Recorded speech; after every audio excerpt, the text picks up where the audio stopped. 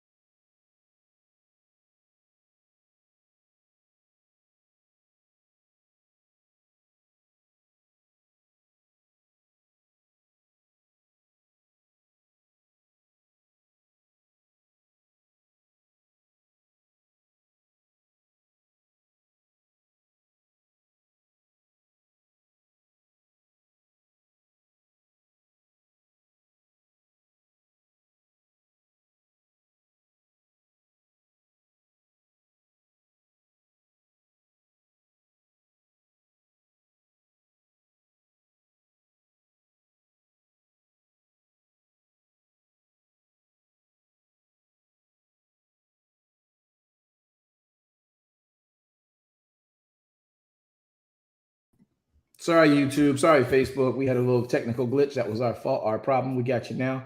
So, listen, we're glad to be here with you. No, we're not doing Bible study. We're here doing Bible Book Club. And we just finished praying. For those of you who did not hear, because of that itch glitch on my part, I didn't hit the button. So, I'm blaming it on the coconut bulla. So, Clubhouse, y'all know what just happened with the bulla explanation. And I hope that the rest of you will be able to forgive me for it as well. All right, let's get started into our Bible Book Club. This should be fun. We are going to go back to the book of Genesis, Bereishit chapter and number 11. That's where we're headed. That's where we're going. Chapter 20. Sorry, I said 11. Chapter 20.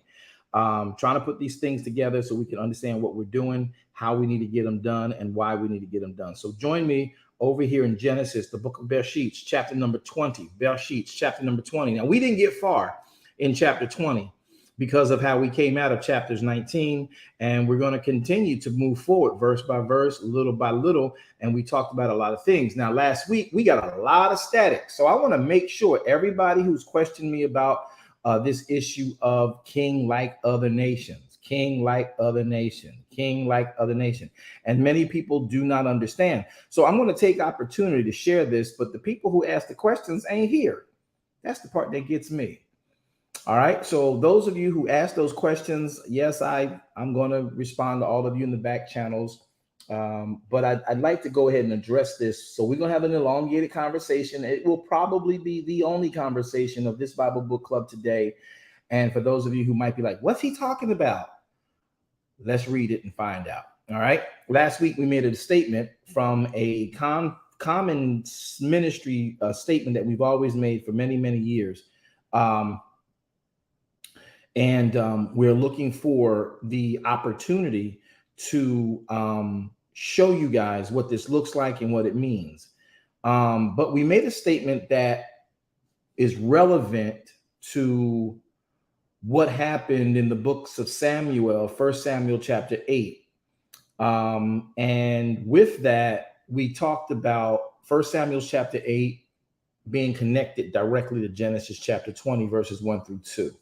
So we got a whole bunch of questions in the back channel, just like we do. Always a question from those who are new with us, new with us. And it's not a bad thing. We want every question asked so we can answer every question with the writ. So because so many questions came in from our new viewers, we want to make sure we get into this with you guys so you understand that we're not making this up. It's a real thing.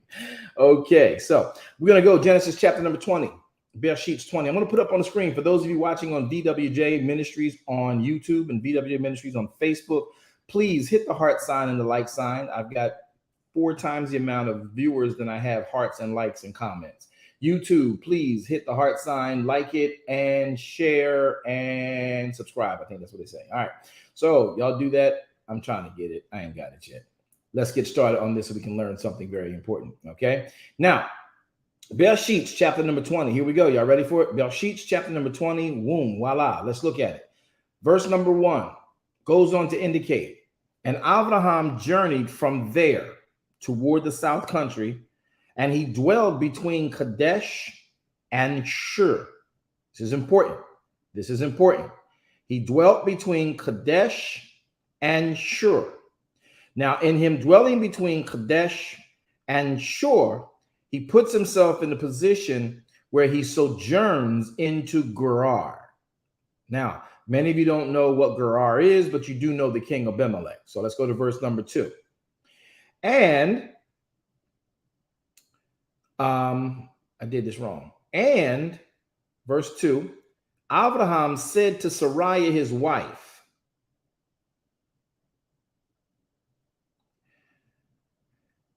say to the king that you are my sister. And Abimelech, the king of Gerar, sent and took Sarai. Now, we took the opportunity to share with many of you the comparisons to this storyline and the one we often narrate with you all, that King David, though he in fact, as a man, committed adultery, as a man committed murder, he did not commit adultery. He did not commit murder as a king. Now, I'm really hoping that those who had the questions that came in my back channels, and I'm trying to get those things done and sent out on this, you guys can share this in the chats. We won't be too long, but we want to get this point taken care of. We got a lot of questions that came in from the UK, a lot of questions that came in from South Africa, a lot of questions that came in from what's that place? Africa, and oh my goodness, what's that place? What was that place? What's the other place? It was UK, Africa. Ooh. Oh, and a theological institution. All right. Now, where we are is in this together. Everybody should know that. We're all in this together. We want to learn this the right way. Okay. Now, Verse 2, Abraham said unto Sarai, his wife, she is my sister. And King Abimelech sent and took his sister. Now, the story here is extremely important to you and I to understand, and as we like to say, embrace. Many people are like, oh, David was a murderer. David was an adulterer. King David was a murderer. King David was an adulterer. Well, I want to make sure you guys get this with clarity and get this with understanding, because the questions keep coming back. Well, did he really do that? He murdered that man. He tried to hide his tracks because he slept with her. He slept with her his that man's wife, and he tried to hide it and all of that. And at the bottom at the end of the day, brothers and sisters, I want y'all to understand that yes, those are the events. However, the situation has a prerequisite. It has a predetermining element to it. Now, all of this is very important. All of this is very significant. So let's get into it before I overtalk it and you no longer be interested. Okay. So I'm going to take one of the questions I received online from someone. I'm trying to search for it actually while I have it in my hand. And I'm probably not going to find it because I'm looking for it. But the question is, David, how are you trying to say that King David,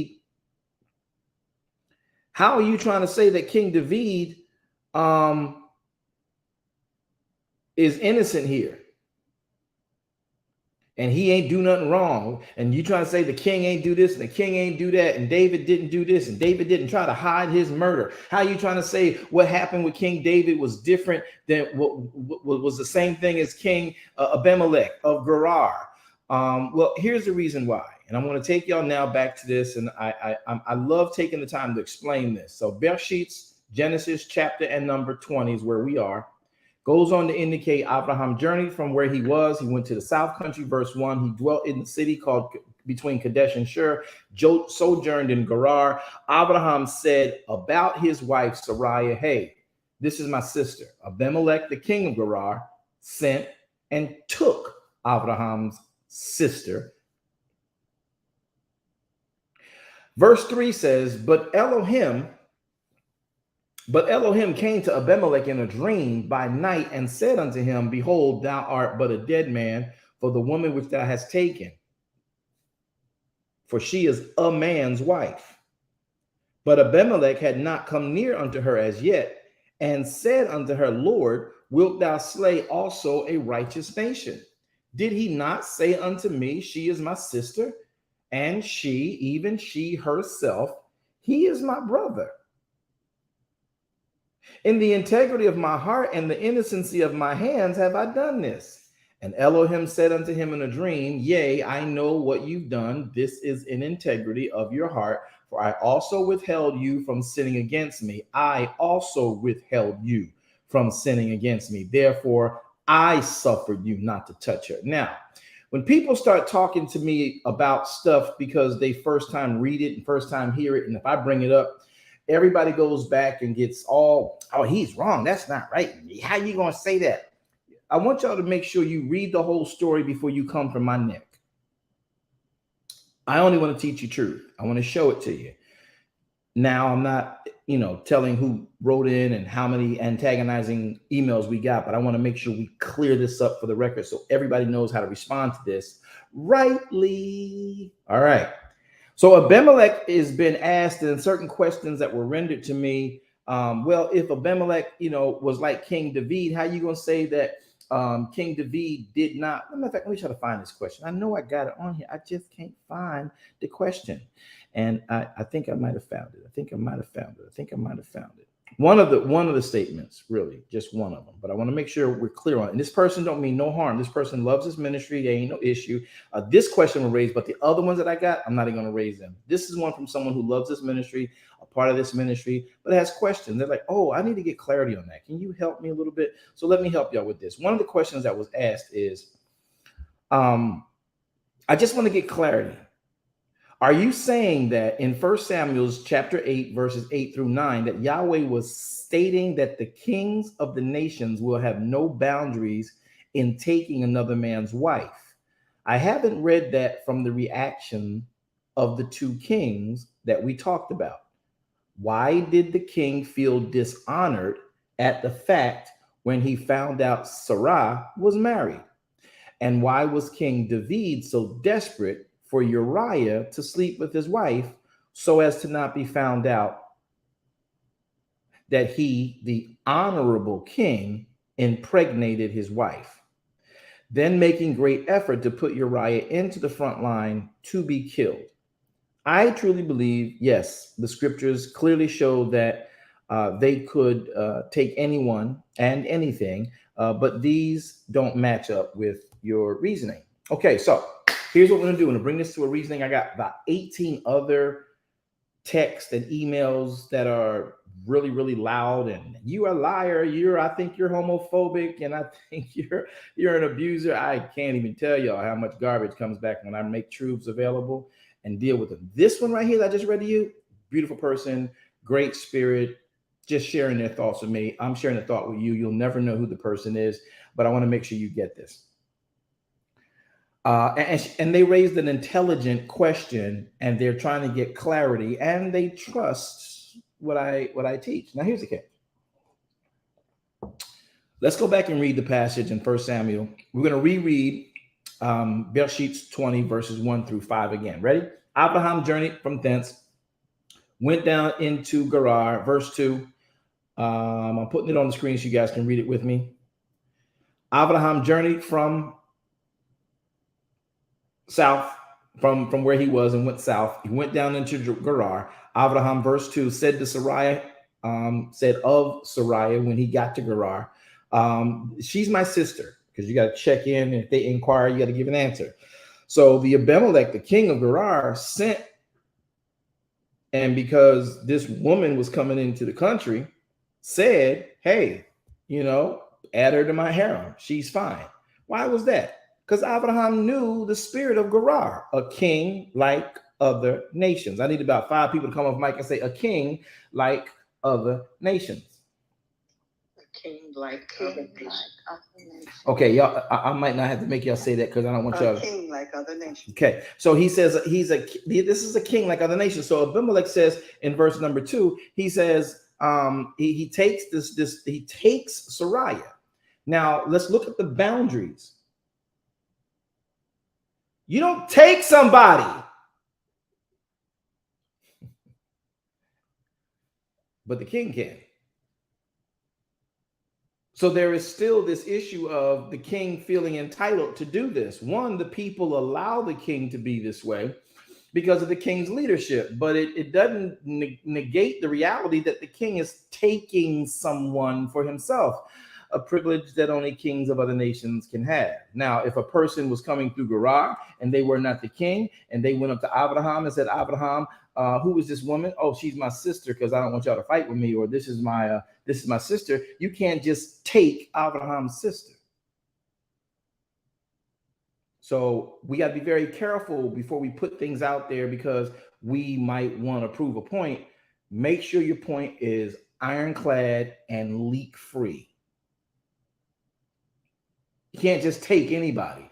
Kings can, because long live the king. We hail the king. Our king, woo woo. Our king, hey, whatever our king wants, our king gets. That's why in 1 Samuel now, let's go to 1 Samuel chapter 8. That's why in 1 Samuel now we find this issue. Again, this question that I'm putting up right now, this question is such a beautiful question. The person's spirit is beautiful, but I got some other ones sitting in my email that just are crazy. 1 Samuel chapter 8, everybody go there. 1 Samuel chapter 8, I put it up on the screen for those of you trying to read and view from my Bible. Look at this closely. Verse 1, and it came to pass when Samuel was old, he made his sons judges over Israel. Now the name of his firstborn son was Joel. The name of the second son was Abiah, and they were the judges in Beersheba. Verse 3 says, and his sons walked not in the ways of Samuel, but instead they turned aside after filthy lucre, and they took bribes, and they perverted judgment. Then all the elders of Israel gathered themselves together. They went up to Ramah, talked to Samuel, verse 5, and they said unto him, behold, Samuel, bro, you getting old, man. Been a good run. And I see you making moves to get your sons in position, but we can't let that happen. Verse 5, and they said unto him, verse 5, and they said unto him, behold, thou art old. Your sons walk not the way you walk. They don't walk like you. They don't, your boys is grimy. Your little boys is grimy. I know they're your sons. We trying to be nice and give you a solid and not deal with them wrongly. But we know you can die at any moment. And these boys you got here, they're not fit to hold. They're not fit to hold your shoes, man. These boys ain't like you. All right. So before you put them in position, somebody gonna hurt them. Let us come to you now as elders and tell you, this can't work. We need to figure something out. Verse 5, that's a whole lot. Watch this. Verse 5. And they said unto him, behold, you're old. Your sons walk not in your ways. Now, Samuel, we've been thinking about this for a minute. Let's make this transition. Let's make this transition real, and let's make this transition good. They say unto him, now make us a king, O judge, to judge us like all the other nations. Now, I added other, so let me give you the passage from the Brit as it states it. Verse 5 again, we will repeat verse 5 again. Let's look at it and see what it says. Y'all ready? Watch this. Y'all got a comment? Feel free to go down into the chat box and make your comment, or come off mic, say your name. We will then call you and put you in queue. So let's talk about this for a few minutes. He says in verse number 5, and they said unto him, behold, Samuel, you are old. Your sons don't walk like you walk. Now, why don't we just start doing things differently? Make us a king like other nations. Pardon me. Like all the nations. Pardon me. I said other. That's a different translation, but this translation says like all the nations. Somebody say all the nations. All the nations. Okay. Verse 6 says, but this thing displeased Samuel when they said, give us a king to judge us, because the judges of Israel were technically kings. Israel, up until Samuel, more importantly, up until Solomon, is a theocracy. Not a democracy, not a monarchy. It is a theocracy. There is a judge who utilizes his wisdom from what he extracts it from, which is the word of Elohim, and then that helps the people handle and judge matters amongst their society and their community. That's what judges did. Technically, it's a king, but they're a theocracy, not a monarchy. Got it? So verse 6 says, the thing displeased Samuel when they said to him, give us a king to judge us. And Samuel went and prayed unto Yahweh. Y'all know what that means? We use the word prayed and we just make it means more than it needs to mean. The word pray here is the word, make sure I got it right, H64, the word palau. The word palau means, in fact, to make supplication, or as we like to really say, he went and he entreated Elohim. That means had a conversation with Elohim. Prayer is an open, honest conversation with Elohim. So Samuel, verse 6, part B, Samuel prayed unto Yahweh. He went and had a conversation with Yahweh after he got his feelings hurt by the congregation. Verse 7, by the community. Verse 7, Yahweh said unto Samuel, Samuel, hearken to their voice. Hearken to the voice of the people. Samuel, Hearken to the voice of the people. Well, wait, they're being mean. Hearken to their voice. Prophet, don't you remember what I taught you?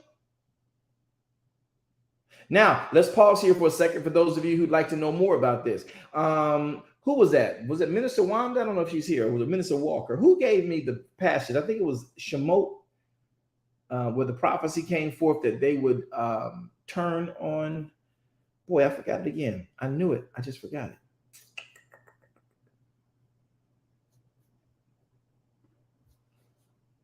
Was it Exodus 34? Devarim something, I think. Well, I need the it was.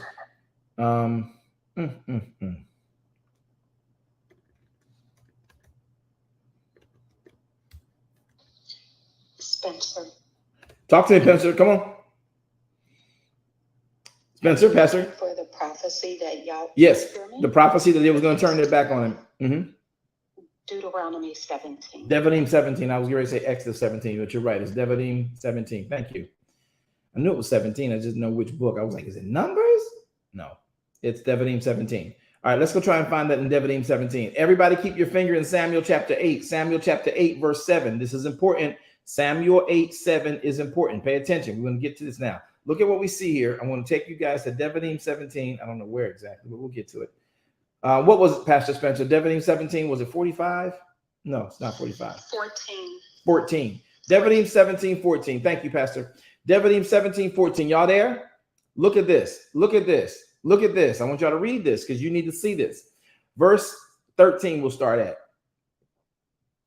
And all the people shall fear and hear and do no more presumptuously. Verse 14 says, when thou art come unto the land which Yahweh your Elohim gives you, and shall possess it, and there you're going to dwell, and you're going to say, I will set a king over me.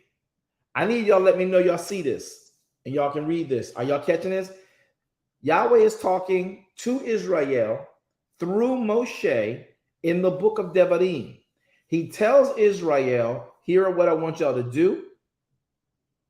When this happens, do this. And then the people, when they see you do that, they're going to fear when they hear, and they're no more going to be presumptuous.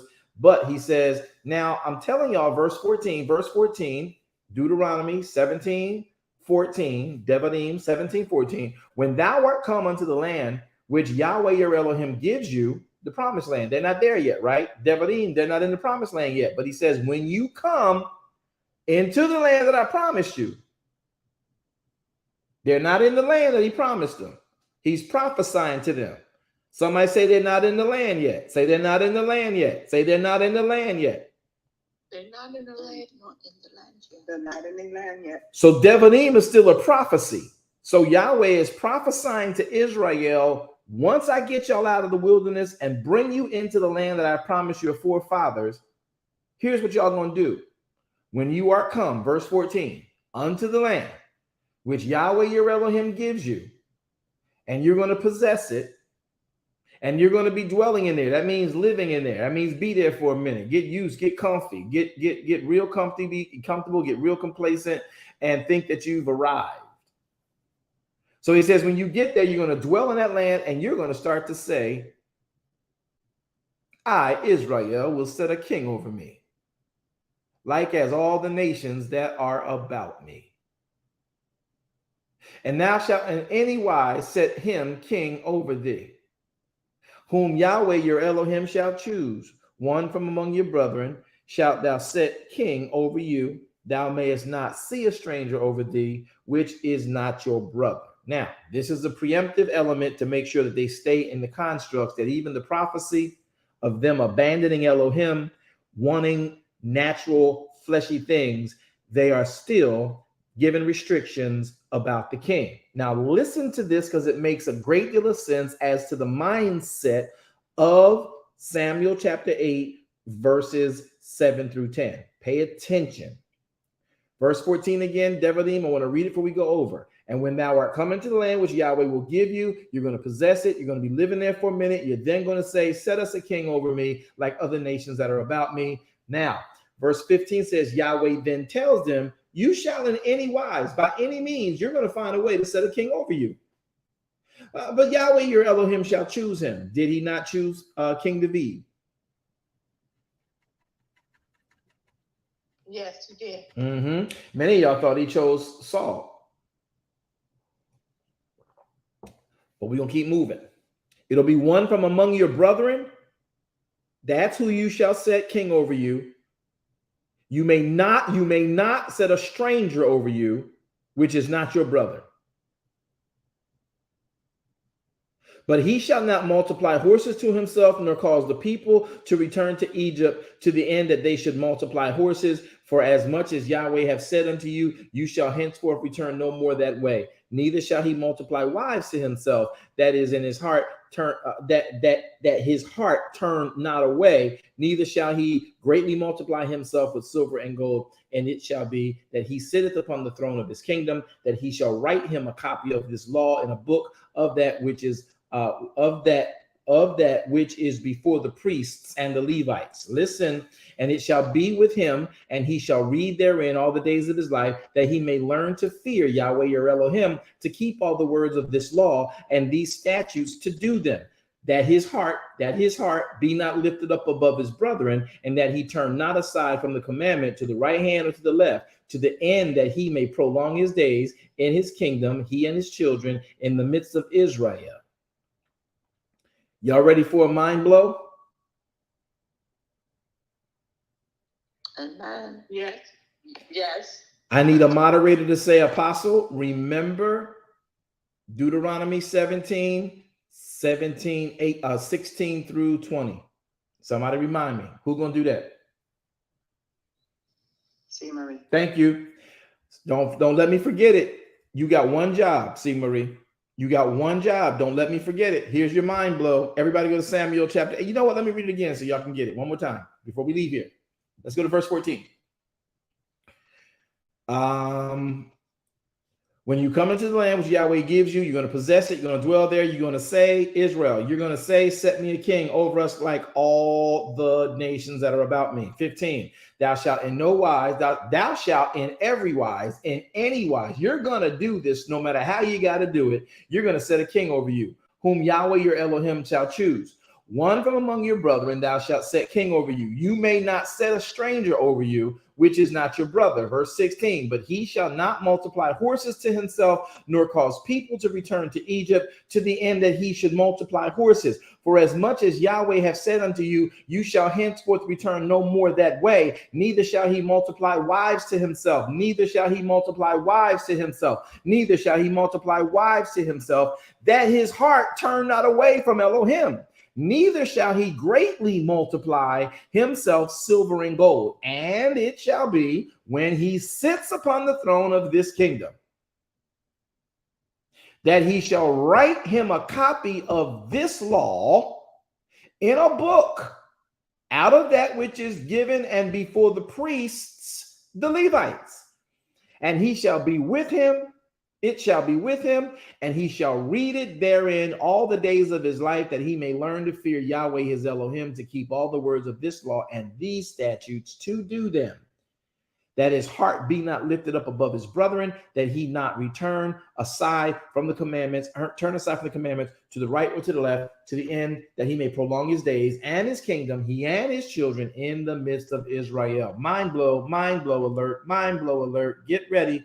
Let's go real quick to the book of 1 Samuel chapter 8. I'm switching over for those of you that are reading with us online. Pay attention. Verse 1. It came to pass when Samuel was old, he made his sons judges in Israel. 2. The name of the firstborn was Joel. Second was Abiah. Verse 3. His sons did not walk in his ways. Instead, they went after filthy lucre, took bribes, perverted judgment. Verse 4, the elders came to Samuel at Ramah. Verse 5, they said unto him, behold, you're old, your sons don't walk in your ways. Make us a king like all the nations. Do y'all see the prophecy? Come on, Bible Book Club. I need y'all to talk to me. Do y'all see the prophecy? Yes, sir. Okay. Yes, sir. Watch this because we're going to move quick. We're going to move fast. I want you to stay with me. Keep your finger on your mutes. Those of you on YouTube and Facebook, make sure you're ready to type in. It's about to get deep. Here comes the mind blow. Watch this. They said in verse 5, your sons don't walk in your ways. And then they told him the prophecy that he himself forgot. Samuel is a prophet and he is the king of Israel. He is the judge of Israel. Do y'all get that? Yes. Yes. Good. Yes. Watch this. Verse 6 says, but Samuel was displeased. Then he went and he prayed to Yahweh. Yahweh said to Samuel, hearken unto the voice of the people, Samuel, and all that they say unto you. Did anybody ever think that was odd that Yahweh just said, hearken to the voice of the people? Yes, I did. Mind blow, mind blow, mind blow. Everybody trying to be deep. Mind blow. Minister Walker, I know you caught it. Mind blow. Everybody trying to be deep. Everybody want to throw it up. But watch this. Make sure you understand the writ. When have you ever heard Yahweh tell the prophets to obey the people? Yep. Come on, y'all, talk to me. When have you ever known Yahweh to tell a prophet, obey the people? Prophet, when the prophet is sent to tell the people to obey Elohim. Come on, y'all, let it sink in. Just let it sink in. What do you say, minister? First time I noticed that. Yeah, thank you, elder. I need y'all to let that sink in. Nobody thought that was odd? Let's keep moving. Verse number 6 again. This thing pleased Samuel. He went and talked to Yahweh or Elohim, and Yahweh said, Samuel, hearken to the people in all that they say to you. Samuel, they have not rejected me. They've not rejected you. They've rejected me, that I should not reign over them. Samuel was supposed to get it in that verse, and he did not get it in that verse. Samuel is supposed to be the prophet. He's supposed to be keeping Torah in his face and in his mindset, which he does a very good job. The Levites got it though. Now he makes it his business as king to judge the people by the Torah. That's why you have the Sanhedrin, and then you have the Kohanim, and Samuel and the Kohanim. They chat, they chop it up, they study together, yada yada. But Samuel is the king, and he is a prophet by distinction. He is a prophet by intention. He is a prophet by birth. But the prophet forgot the written prophecy of Elohim. That's the only reason Yahweh said, obey the people. They doing what I said they're going to do. Listen. Verse 7 says, and Yahweh told Samuel, hearken to the people. They're not rejecting you, Samuel. They're rejecting me that I should not reign over them. Samuel forgot this prophecy. Verse 8 says, according to all the works which they have done since the day that I brought them out of Egypt. Samuel was supposed to be like, oh, right. They didn't make it over. You know what? We've been in the land so long. I forgot that part where Moshe said that you told Moshe to tell them that they was going to do this. Samuel didn't do that because he was caught up in his feelings. Can I tell a couple of y'all? Get out your feelings. Watch this, because you'll forget the word. Watch this. Verse 8. That was really good. You ain't got to say amen. I'm going to say amen for myself. Amen. All right. Verse 8. According to all the works which they have done since the day I brought them up out of Egypt, even to this day wherewith they have forsaken me and served other gods, so do they also right now unto you, Samuel. Verse 9 says, now therefore, listen, now therefore, hearken unto their voice. Again, y'all, just think about it. I want about as many people that will take the time to say, you know what, Apostle, my bad. How many of y'all paid attention to the fact that Yahweh tells the prophet to hearken to the people when the MO of Elohim sending a prophet is to tell the people to obey the word? Maybe I didn't say that right. I must not have said that right because there's no response. I already responded. I know you did, Minister Walker. You good. You clear. We good. So you know what? Yours is going to be sufficient. That's the first time I've heard it myself. And I read it with you. We need more people to acknowledge that, because if you don't, we keep stumbling over simple truths that make us think we deep and give these crazy responses.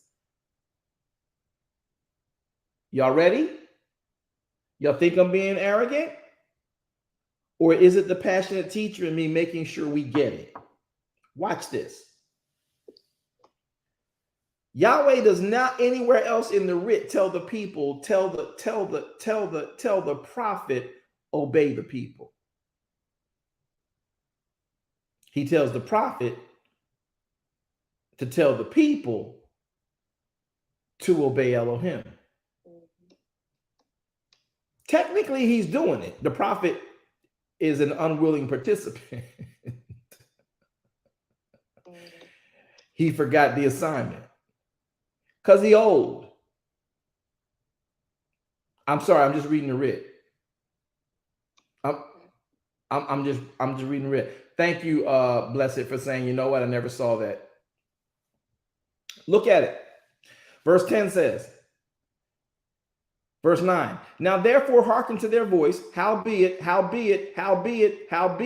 yet protest solemnly unto them. Does anybody know why? Here's the mind blow. Here's the mind blow. Do you know why Yahweh asked him to protest?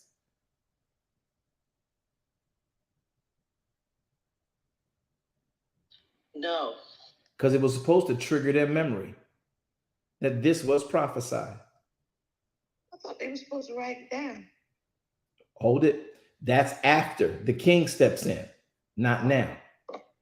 He's telling them he's telling Samuel, hearken to him. Protest solemnly. Let me see if they remember that this was prophesied. Protest solemnly. He's like, just push back a little bit and see what they do. See, because what that does to me, and y'all forgive me, maybe I shouldn't act like I'm God here. You can call me and you can charge me with subjective teaching. You can charge me right now if you want to with eisegetics. But I want y'all to catch this. He tells them, protest solemnly. Let me see how they respond. Let me see if living in the land has now got them completely into their own, feeling entitled, feeling favored, and feeling like they can do any and everything they want to do. Let me see if they remember what I said. Let me see if they've been passed down this message from Moshe. Let me see if they've been remembering it. Samuel, because you clearly forgot. And I don't think Samuel still remembers at this point. Protest solemnly. Somebody should remember, oh, he did say we was going to do that. There's a prophecy in Devarim that this very thing we were going to do. Samuel, prophet, always tell the people always trust you that you're talking from me. People always trust you, the prophet, that you're telling the story the way I told you to tell it. Samuel, protest solemnly. Samuel, push back just a little bit. Let's see who remembers. Protest solemnly, Samuel.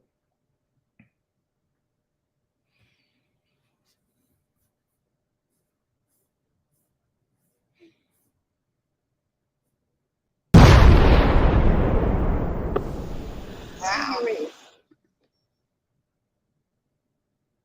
Let's see if they remember my word, or are they so caught up in their world? Let me speak this to you prophetically.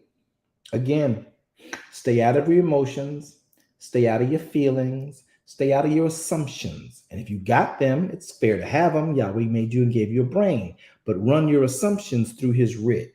And don't come out of his writ until your assumption has been vetted. Therefore, now you don't make an assumption, you speak truth. And many of us are speaking assumptions because we don't know what the word says. But if you would filter your assumptions through the writ, then you'll have his truth. And Yahweh said, protest solemnly. Somebody should run to the writ. Do you know that the Levites didn't even run to the writ? Who y'all think the elders of the city were? The Levites.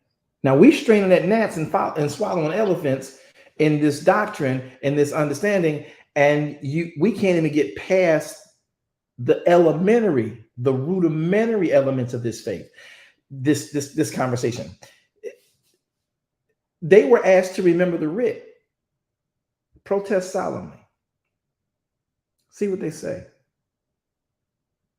Not even the Levite, not even the Gadal Kohanim came out and said, hey, guys, Devarim 17, Devarim, they don't have Devarim 17. Is it in the book of Devarim? It's prophesied by Moshe, our forefather, through Yahweh through Moshe, that we would do this. Is this what we want? Y'all don't see it that way. I can stop reading and y'all can take over. I see it. What's that got to do with the king? You pivoting. What's that got to do with the king? Okay, let me make sure, because if you miss that, then you're definitely going to miss the king issue and who wrote the job description. Watch. So now that you got that, now if you're coming in late, whoever you might be that's coming in late and you're hearing this, please go back and review this before you make any assessments, any sound clips, and run with it. Please get the whole story, because this seems to be happening a lot lately. People will come in and listen to 3 minutes of our sermon, and I talk long because I build the whole story. So if I'm talking about a sound clip you took 5 minutes of, there's 30 minutes connected to that 5-minute sound clip, which would answer your questions, but you went and put it out in social media and made it look like we false prophesying. And then you went and studied it, came back later on and had to repent and say, oh, you was right, my bad. Sorry about the 8,000 people I told you was a liar to. It gets old after a while. So I might be in my feelings. Stay in the word, Apostle. Stay in the word. Watch this. I'm having fun. That was actually supposed to be funny. I knew there was somebody out there that got it. All right, watch this. So he says, Samuel, protest solemnly. Somebody should remember what took place. Verse 9. Protest solemnly unto them, and then show them the manner of the king that shall reign over them. Minister Walker, here comes your point. You thought they were supposed to write it down. The problem was the people weren't supposed to write it down. The king was. Watch. Verse 10. Samuel told all the words that Yahweh said unto the people. The same people who asked him for a king. And Samuel said, this will be the manner of the king that shall reign over you. He will take your sons, appoint them to himself, your chariots, your horsemen. They'll run before his chariots. He will appoint them captains over thousands, over 50s, and then he will set his ear, they will set their ear to his ground, reap his harvest, make his instruments of war, instruments of chariots. He will take your daughters as cooks, confectionaries, bakers. He will take your fields, your vineyards, the olive gardens, your olive yards. He'll take the best of them and then give them to his servants. He will take the tenth of your seed. He'll take your vineyards, give to his officers for his servants. He will take your men servants, maid servants, goodliest of men asses, your asses, and put them to work.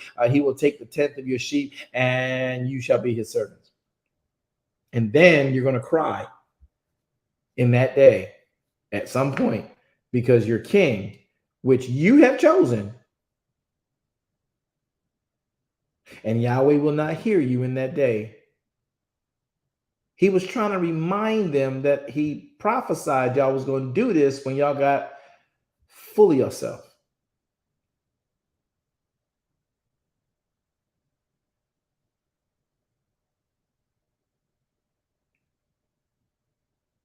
And he says, you are going to do this no matter what I say to y'all.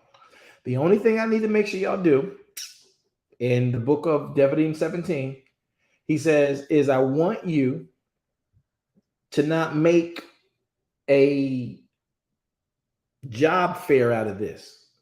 Don't be letting people from other nations come in here and be your king.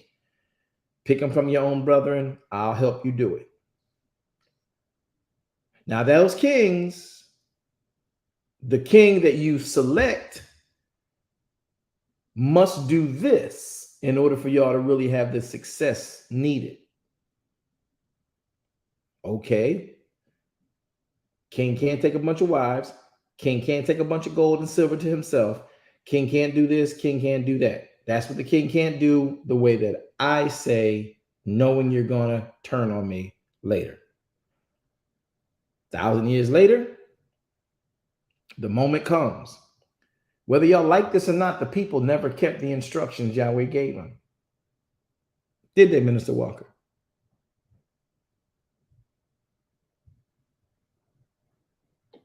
No, they did not. My hands wouldn't say so. No, they didn't. Does anybody else see what we're talking about?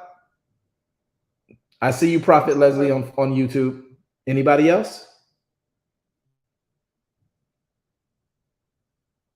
Does anybody else see what they did not do that they were told to do? Though Samuel was, Samuel's group of people were supposed to be remembering this and being reminded of this when the moment would come. They would acknowledge this and identify this moment. Does anybody see what they did not do?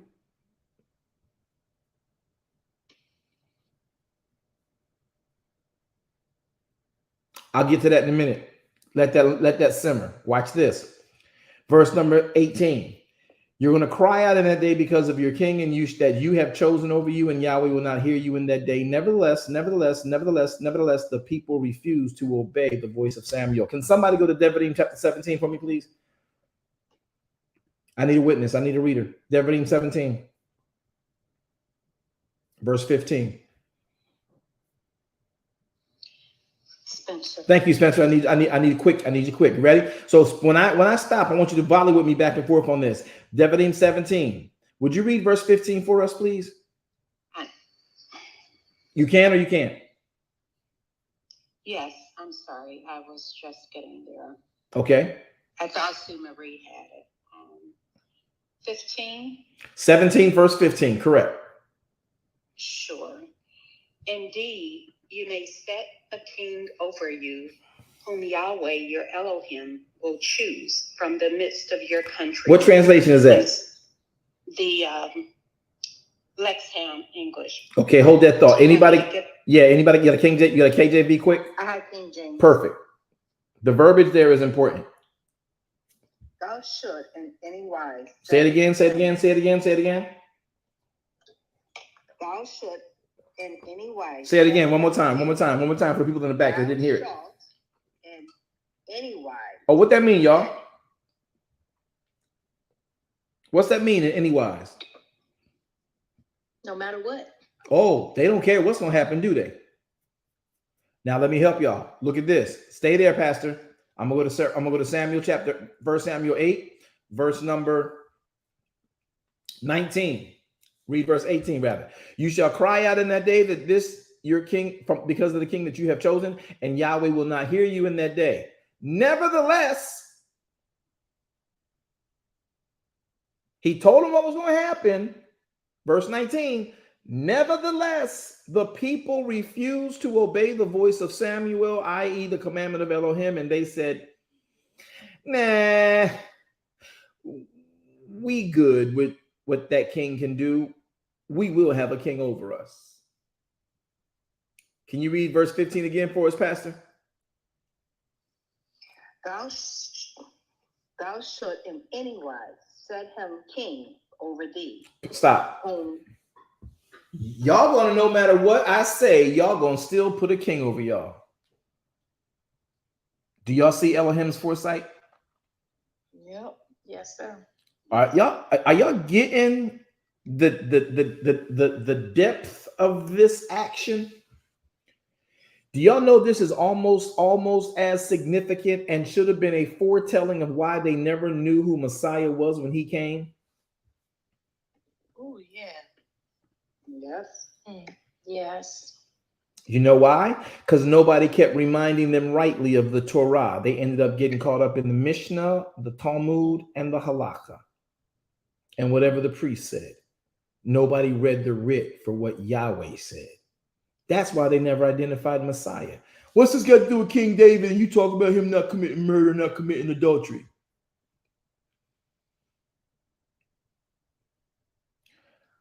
Because we don't know the word. Okay, that's it. Watch. I'm going to put it back up on the screen. 1 Samuel chapter number 17. 8 rather. 1 Samuel chapter 8. I'll be in verse number 17 since I brought it up. He will take the 10th of your sheep, that new king will. He going to make you cry out in that day because of your king that you chose, And Yahweh will not hear you in that day to help you because you put this king up. You said you want to do this. I'm telling you, you're going to do this.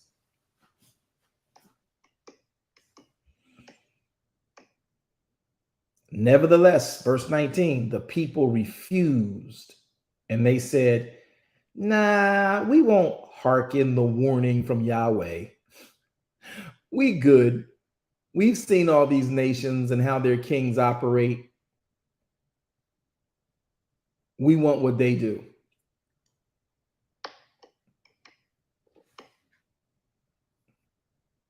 Verse 20, that we may also be like all the nations, and that our king may judge us and go out before us and fight our battles. Verse 21, Samuel heard all the words of the people, and he rehearsed them in the ears of Yahweh. And Yahweh said to Samuel, hearken unto their voice, they're fulfilling prophecy. Make them a king. At least they did come and ask you, so we could at least guide the selection process.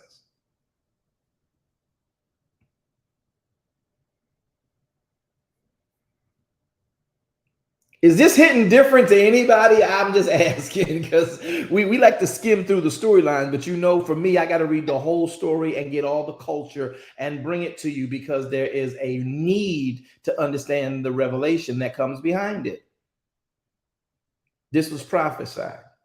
That's what kings have the right to do. Yahweh then says, because I know how all other nations operate, I'm asking y'all not to let these particular things happen, even though the resume of the king of all nations can do them. I'm asking you to make sure the king you choose writes these 3 specific things down and reminds himself of them so that you are a peculiar people. We want to be like all other nations, but Yahweh made a promise in the book of Devarim. I'm going to make you a peculiar people, a holy nation, a royal priesthood, but you want to be common. You want to be like all the other nations. Yep.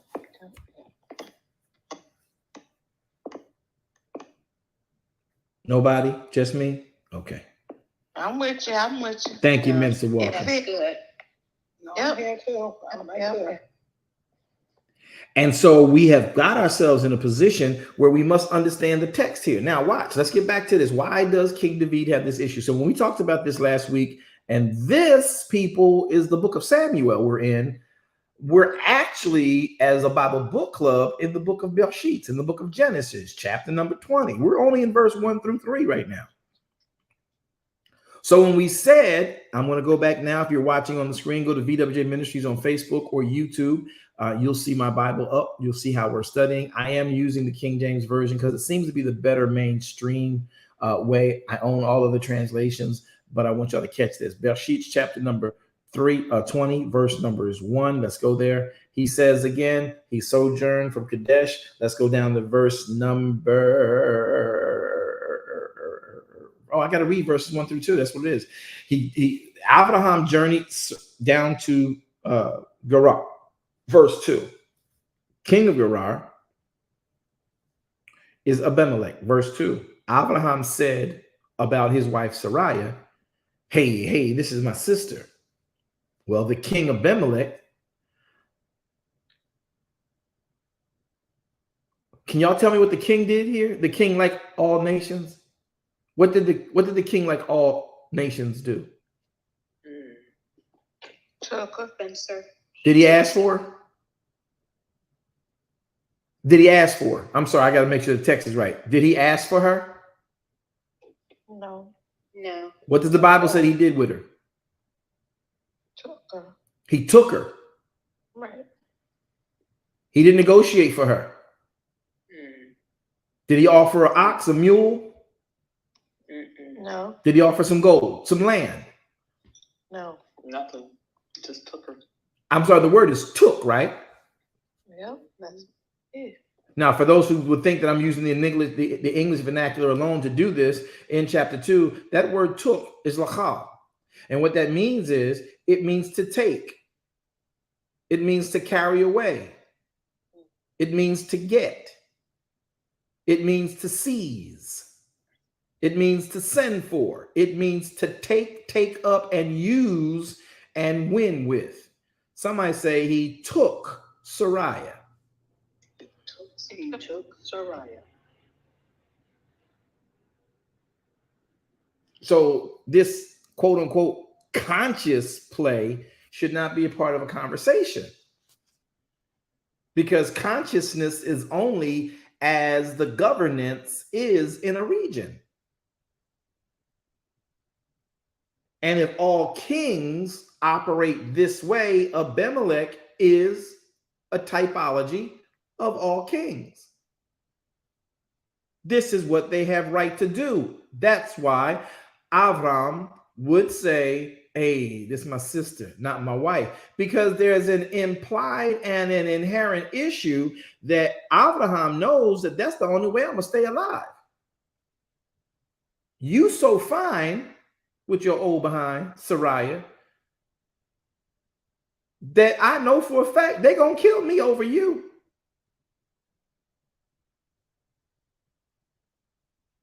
Now, people get lost in this because we don't take the opportunity to read the following verses of how Abimelech responded. Oh, wasn't he integral?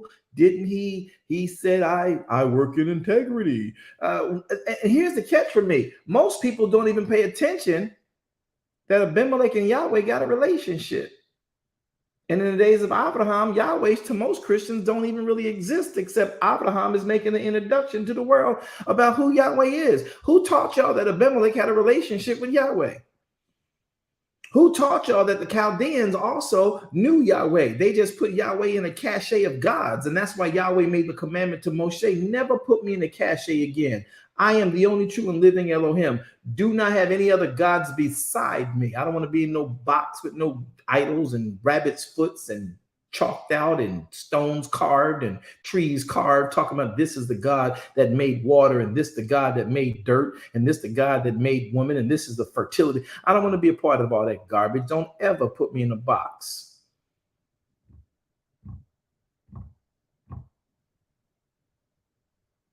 Yeah, I'm going to get deep in this one.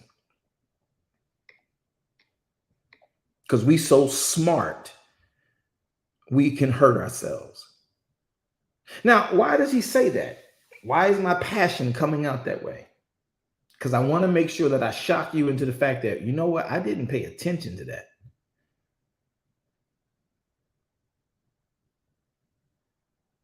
Let's go back down and read the story about Abimelech and who he is. And since he's so integral, why would, if he's so integral, why would Abraham have to posture? Abraham knew he would be dead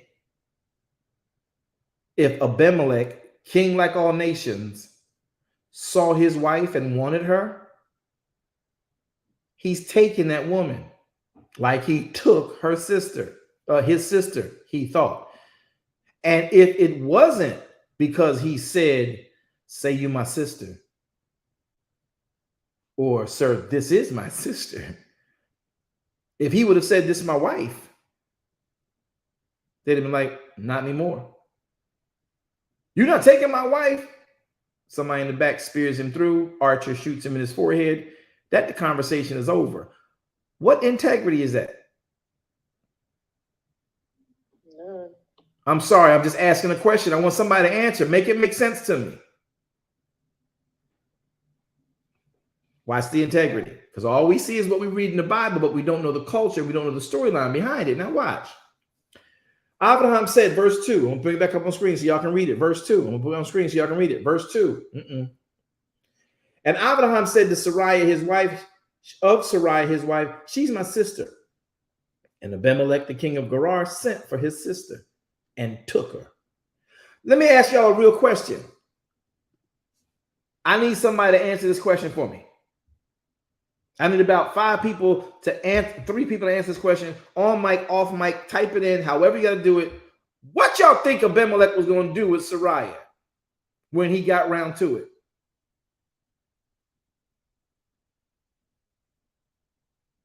Mr. Walker, Hey. he was gonna play with her as or have her any kind of way that he wanted to. He was gonna have her any kind of way he wanted to. Uh-huh. Does anybody else agree with that? Or y'all just think me and Minister Walker we just too old? We don't understand the days. C. Marie. I heard a name before C. Marie. Who was that before C. Marie?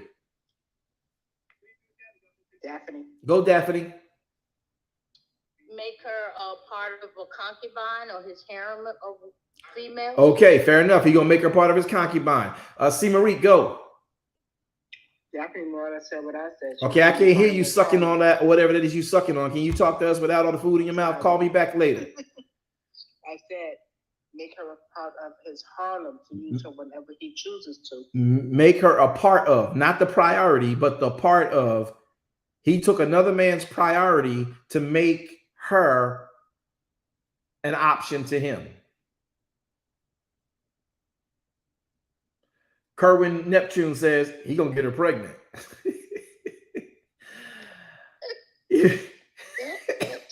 Evangelist Valerie Daniel Peacock says adult business.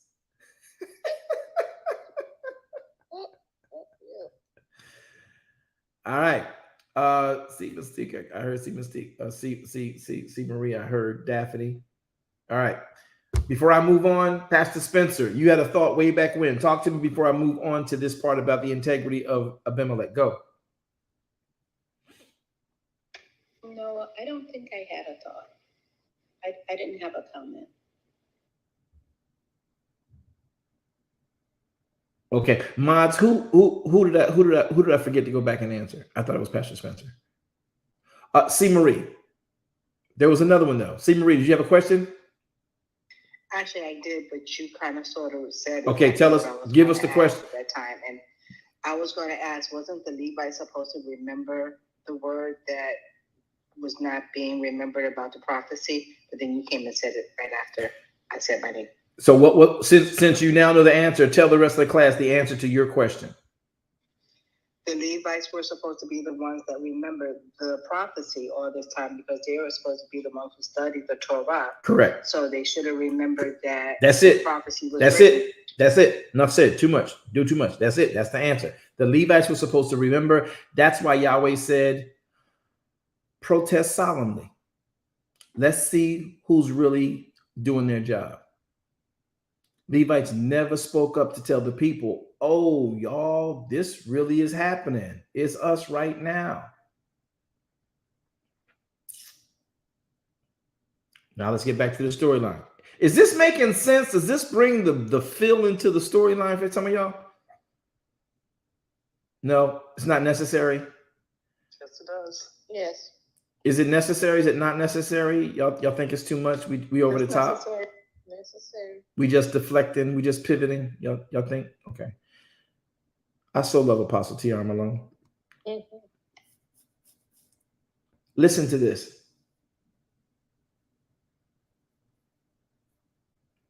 Verse 3. I'm gonna put it on the screen so y'all can see it. Let's talk about the integrity of Abimelech. Because it's in the text. There's integrity conversations from Yahweh to Abimelech. Nobody has ever stopped to say, wait a minute, Yahweh was talking to Abimelech? It still astonishes me. No one has said he's talking to Abimelech like he talked to Abraham. Mm-hmm. That part. I'm going to keep moving. Y'all let that sink in. Verse 2, Abraham Sariah, that's my sister. Verse 3, Elohim came to Abimelech in a dream by night and said to him, behold, you a dead man. For the woman which you have taken, that's a man's wife. Now here's where we say, well, if Abimelech, like other kings, like other nations, and David didn't mess up, King David didn't mess up. What you're saying is that the king could do whatever he wanted, whenever he wanted, had no conscience about it. That's not what we're saying. I can have permission to do something because I hold a particular job description and still have a conscience about the fact that I did it. Just because you can do something don't mean you should, even if you have the right to.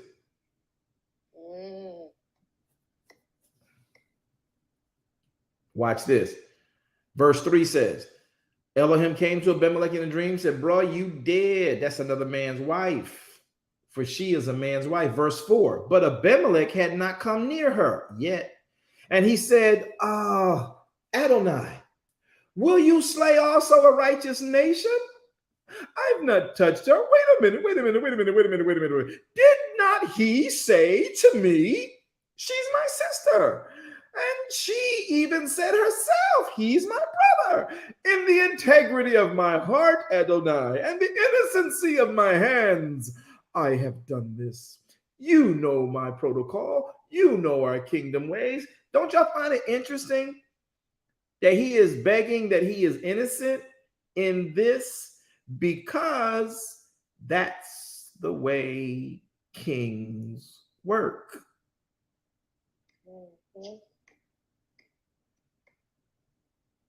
She said it was his brother. He said that was his sister. I'm innocent. I do what I do. She's fine. I want her. He said it was his sister. I didn't have to kill the husband.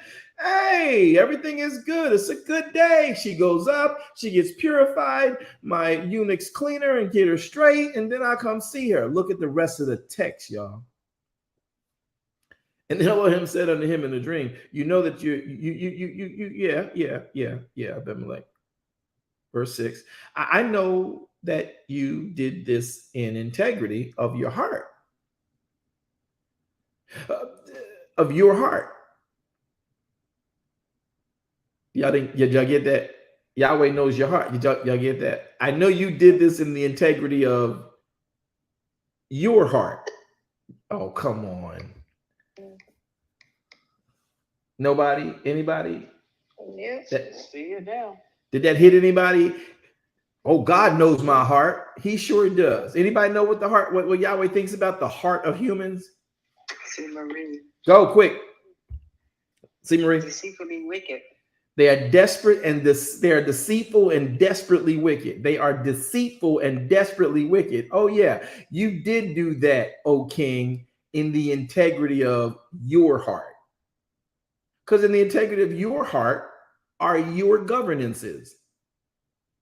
Either way, you took another man's wife and you took another person to control them. So if that woman would have, let me put y'all in context. Can I put this in proper context before we get lost in this and think we do too much? Yes, sir.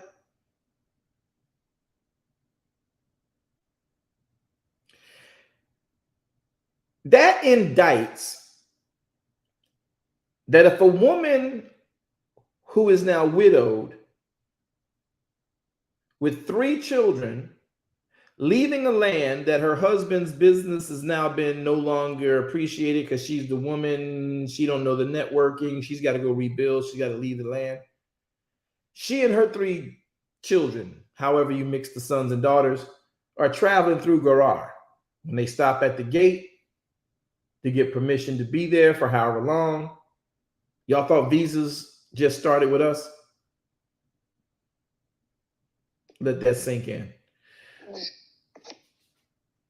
And so King sees her, thinks she's fine.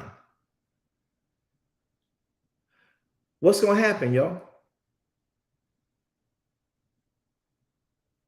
There'll be orphans. See, Marie. I don't know what you said. What's going to happen, y'all? Talk to me. Somebody say your name. What's going to happen? See, Marie. Go.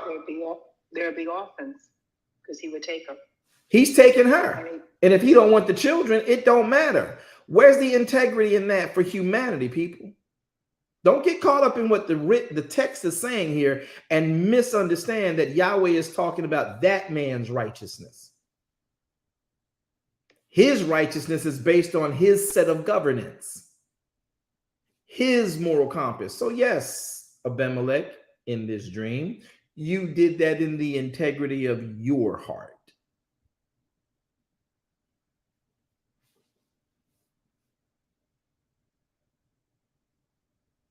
So what happens? Abraham is not who's coming this time. There's a widow with 3 children. She's fine. Husband's dead. What's the king going to do if he finds her fine? Take her. He's taking her. And the children are not an option. He may show mercy. And depends on what she got to do to make sure, hey, king, I got children. All right, put them in the other space over there with the other children. We'll see what happens. Can I see them? You now belong to me. We'll give them room and board, and as long as they got good backs, they can work. Let's see how your daughter develops, and we'll go from there. Or he may be, moral and say, all right, bring them over with you. Y'all stay over there, but you belong to me. The king took her.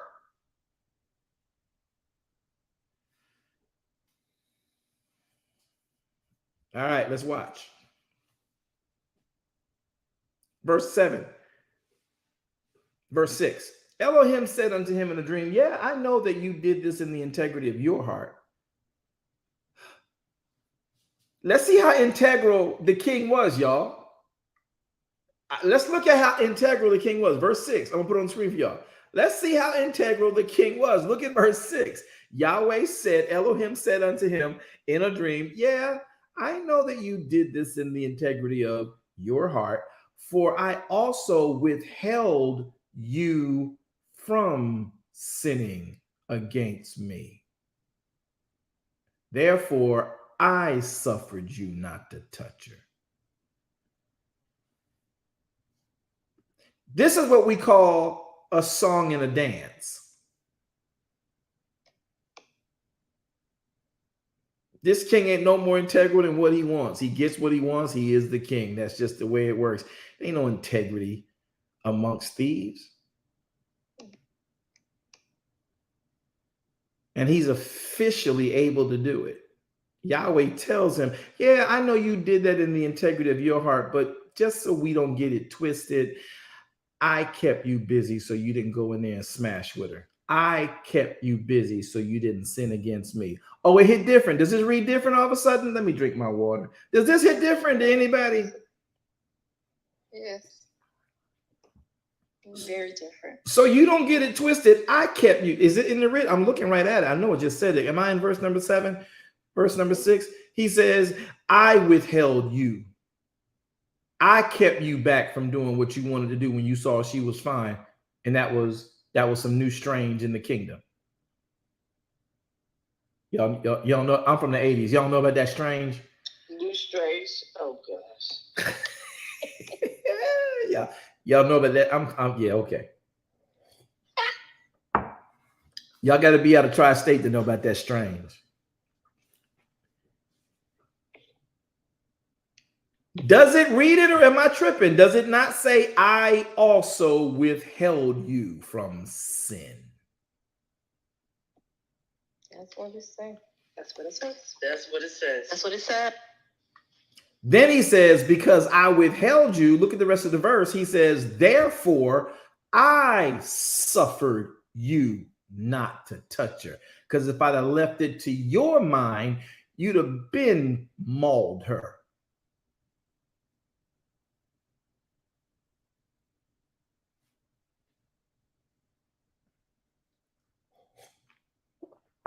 I got to keep going. Look at what it says here. Verse 7. Now, therefore, give that man back his wife. Because what you don't know is he's my prophet. And when you take his wife back to him, I'm going to have him pray for you.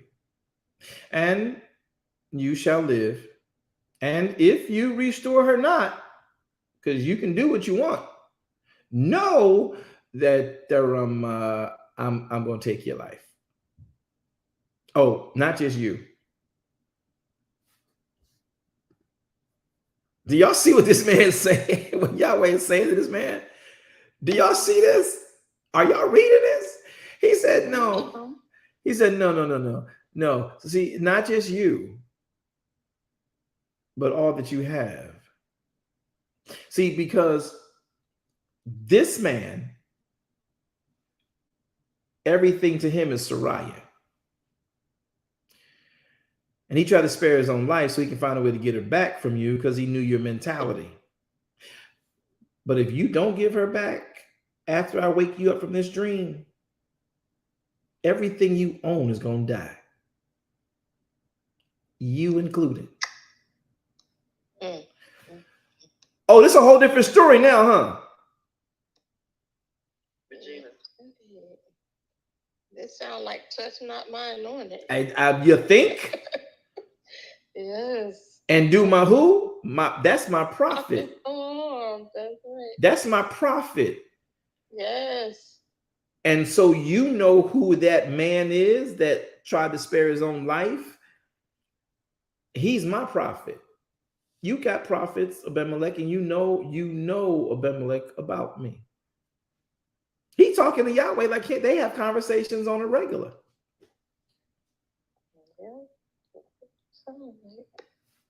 And he's like, hey, you don't return her, bro.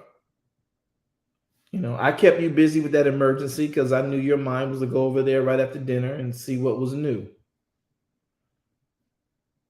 I'm the one that withheld you. I'm the one that made that emergency happen in the kingdom.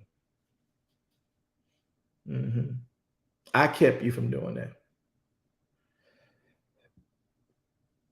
Therefore, I suffered you not to touch her.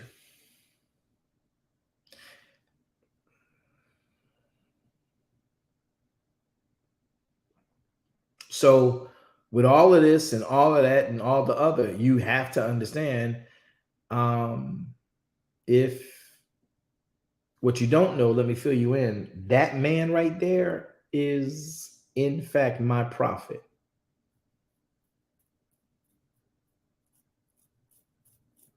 And if you don't release her, if you release her, my prophet, who whatever I speak through him shall happen, and I'm going to speak through him that you and your kingdom shall live and prosper.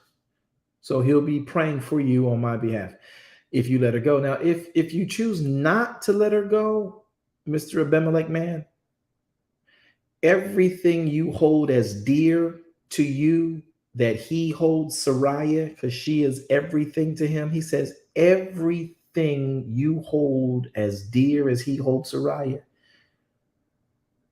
is going to die. Your dog or your cat, I don't care if you got a llama, everything you hold dear to you as he holds Sariah dear to him is going to die.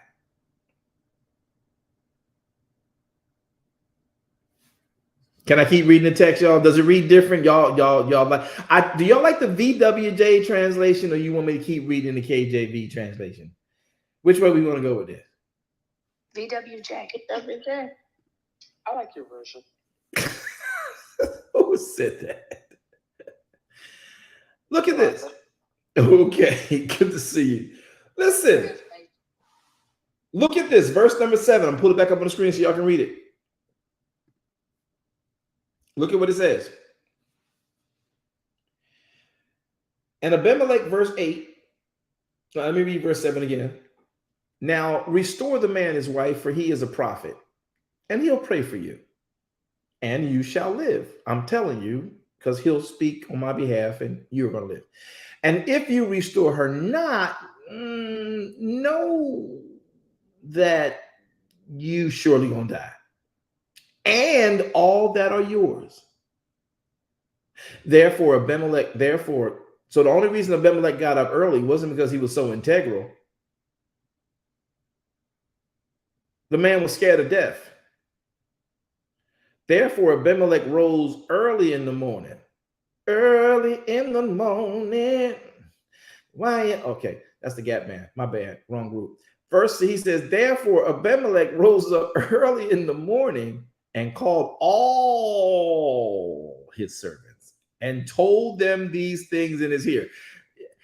and the men were so afraid. Who knows why the men were so afraid here, y'all? Because they knew Yahweh. Close. Read verse 8 again, and y'all tell me why the men were so afraid. And Abimelech rose up early in the morning and called all his servants and told all these things in their ears, and the men were sore afraid. See Marie. Go see Marie. They were all threatened to die. Say, I can't hear you, see Marie. Say it again. Because they were all threatened to die. Okay, I need better. All right, who's next? Come on, talk to me. This is Regina. Go, Regina. He said, Yahweh said, and all that are thine. There you go.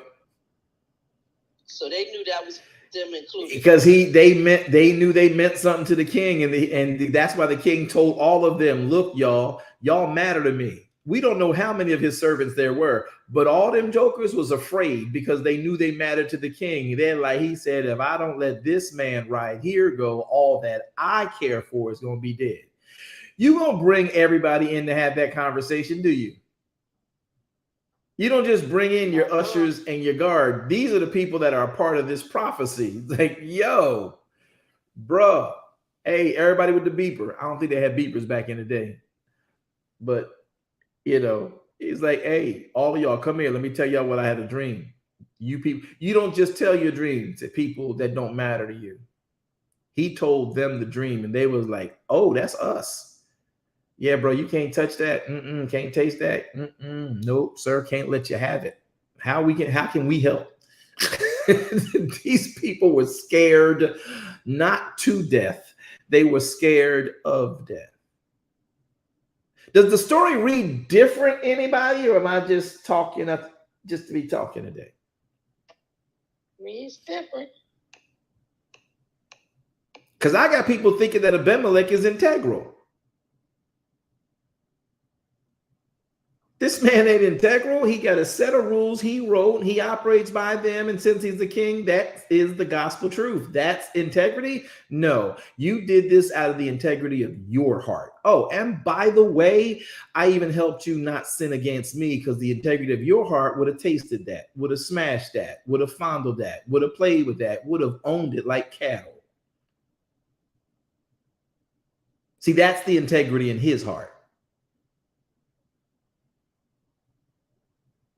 So Abimelech is visited by Yahweh, who he's had encounters with apparently, and reminded, yo, this is my prophet.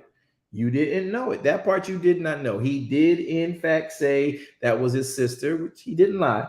And she did, in fact, say that was his brother. But don't act like you innocent. Don't, because the fact that you took the woman, whether it was his daughter or his sister or his niece, you took them. That's the way your heart is structured, and your edict is set. And then I had to intervene to make sure you didn't go in the room. Do y'all realize that that's what took place? I need to know. Y'all tell me if y'all realize. I didn't see that before, Apostle. I didn't see that before. Apostle. I get it clearer now.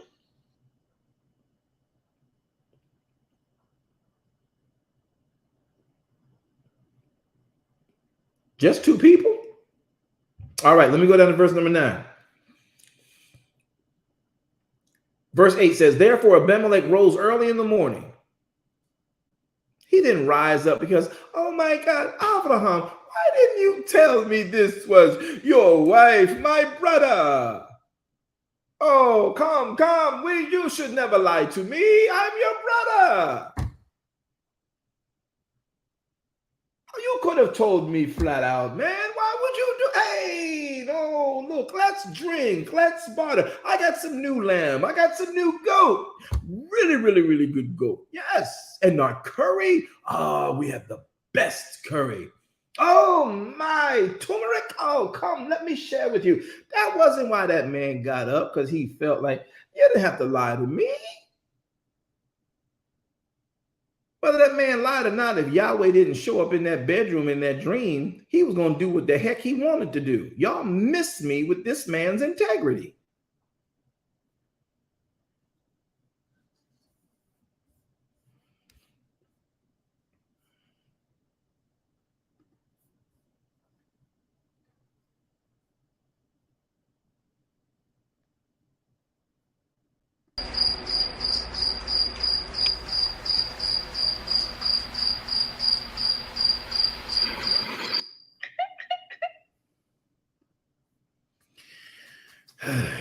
Verse 9.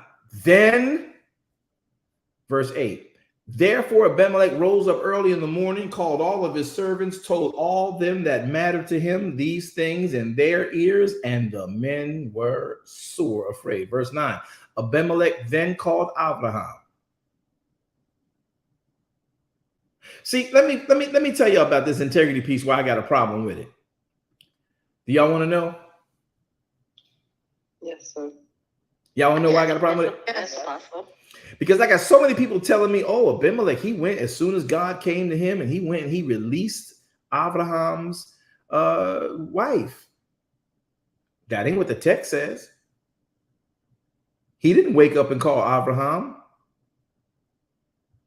He woke up and counseled with his counselors. What should we do? This is what I heard. Do you think I was dreaming? Was it the rum? You know, Clarice been trying to kill me for a minute. So did she put turpentine inside of my vodka? Vodka.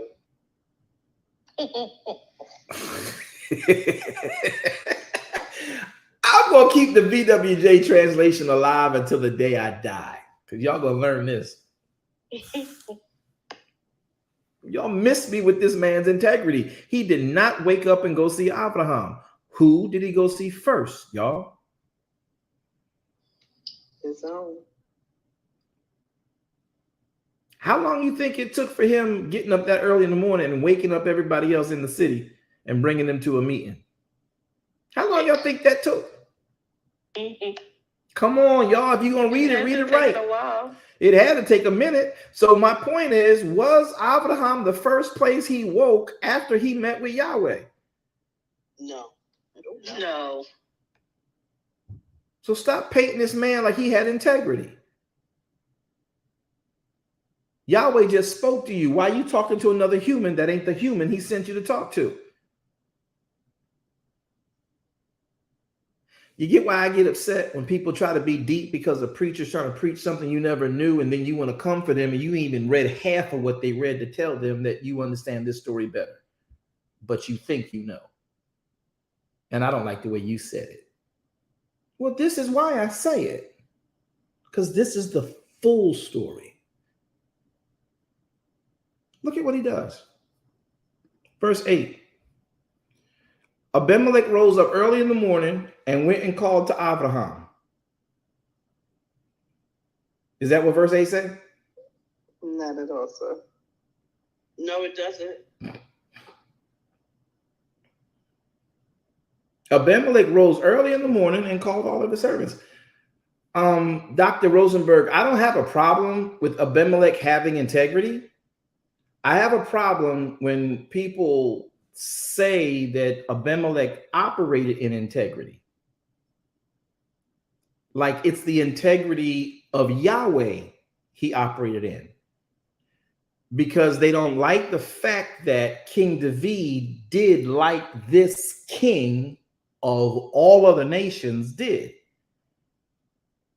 So when we go back into the writ, you find the real story of what took place and how it happened. So when we say, well, Abimelech had integrity, you read the words in there because Yahweh permitted them to be so we could have the storyline today. But he also made it clear what he made a delineation as to what, and he made it very stark contrast as to what the integrity was. He was very clear, just like in Isaiah 58 with the way we fast. Your fast. Abimelech, you did this according to your integrity, not mine. So that's my problem with it. Great question, Doc. Keep them coming.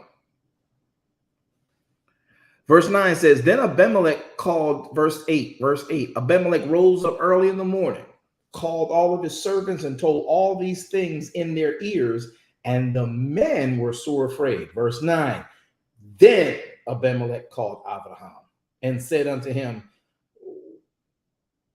what have you done unto us?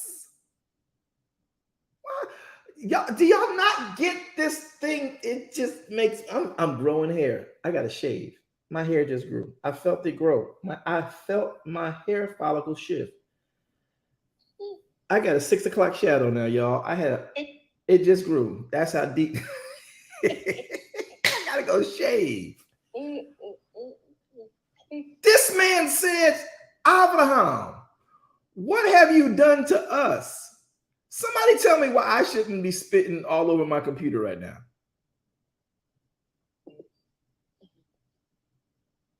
The first thing that this man does is he goes into self-preservation. Okay, Abraham was not. Sarai was more than his sister. He was his wife. Did he ever say, Abraham, I'm sorry for taking your sister, who I found out in the dream is actually your wife? He don't leave with none of that. He leaves, man, what you do to us? Because your laws, your level of guidance, and your level of governance says that you can take any pretty woman you want, committed or not, parent or not, wedded or not.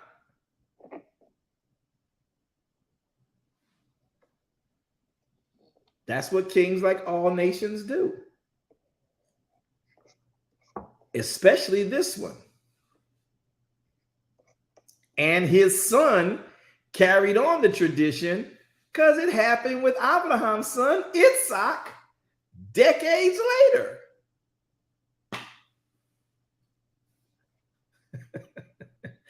I love the Bible. Am I doing too much, Minister Walker? No, you could. All right, I'm gonna wind this up because I done went way over my time. Are y'all learning anything on the platform? Ain't but 12 of y'all in here today, so I think I might have irritated a whole bunch of fizzokes. But look at what he tells us here. Look at what he does. Look at what he says. Look at this. Verse 9. I'm gonna put it on the screen so y'all can read it. Abimelech then rose up and called Abraham and said unto him, what have you done to us? And what have I done to offend you, that you have brought on me and my kingdom a great sin?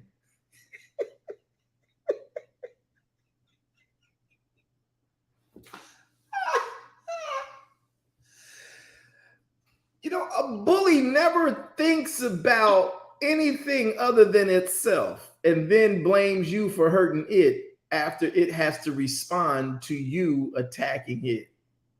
It's the attacking you. That's the weirdest thing. So he says, what have we done to you that you brought this great thing and have done these deeds unto me that you ought not to be done? Did y'all read verse 9? Can we read it slow? Can I do a class read here? Y'all, I don't want to be the only one reading this and laughing at this, but listen to this pathetic cry from this great king. He says, Abraham, what have you done? What have I done to offend you? That you would brought my kingdom into great sin and have done these deeds unto me that ought not to be done to me. Forget you took his sister. He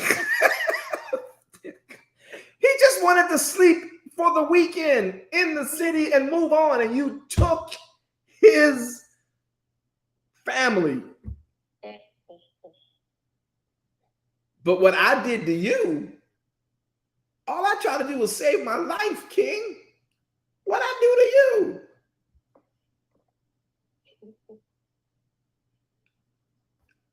Nobody, just me. Does this nobody find this funny? No. I get it. That's funny. When you read it like that, hilarious.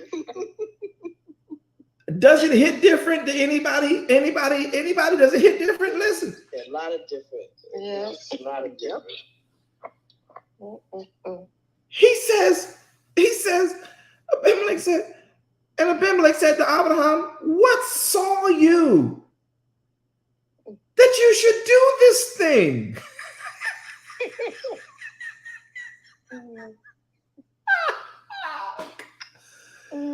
OG version of flipping the script. He said, yes, that's good. I don't know who said that. It sounded like Regina. Yes, Regina. Is this narcissistic or am I tripping? I think it's narcissistic sounding. Abraham, I asked you who she was. You said she was your sister. I took her. She's mine now.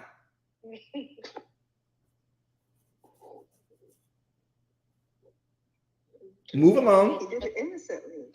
Move along. This doesn't concern you anymore.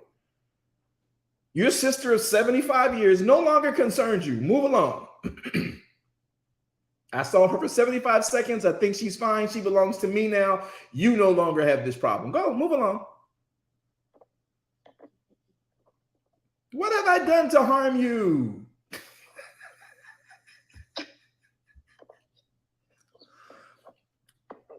Why would you try to come and rescue her?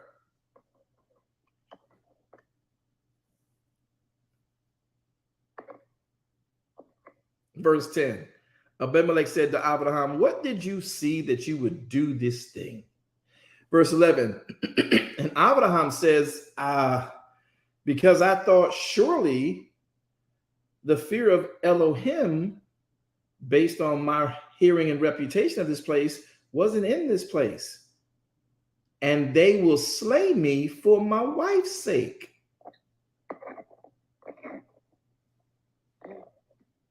So whether y'all like to look at this in the depth of it, Abraham already had a preview of what this kingdom was capable of. He already knew these people will kill you for your wife, bro. How are we going to let that slip outside the doors? Yeah, they going to kill you for your wife, bro. Don't go over there. When you go over there, man, you got to tell them this, that, and the other. Yeah, they will, man, your wife, yeah, they'll kill you for her. Abraham said in verse 11, he says, because I thought surely the fear of Elohim is not in this place. Reputation is that you will slay me for my wife's sake. And yet indeed, she is my sister. I didn't lie to you, bro. Hey, you didn't know she's my wife, but she is still, I didn't lie. I didn't do nothing to you. She is my sister. She is the daughter of my father, but not the daughter of my mother. And she became my wife. It came to pass when Elohim caused me to wander from my father's house that I said unto her, this is your kindness, which thou hast shown unto me at every place whither we shall come. Say of me, he is my brother. Why he said every place that we shall come? Because this was a standard with the nations who have a king. And Abimelech took sheep, Abimelech took oxen, Abimelech took men servants. He took the women he kidnapped and gave them to Abraham.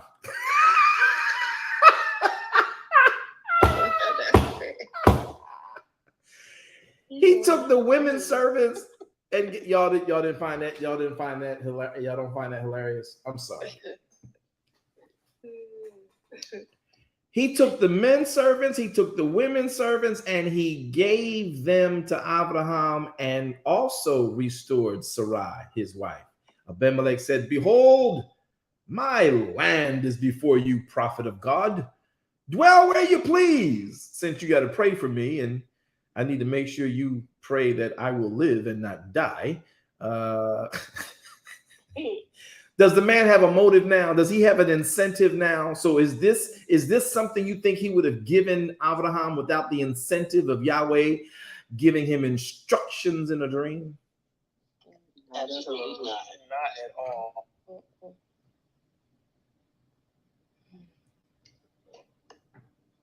Verse 15 says, and Abimelech said, my land is before you.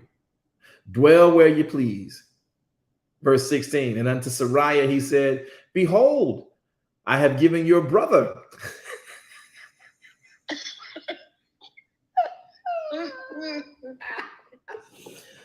I have given your brother.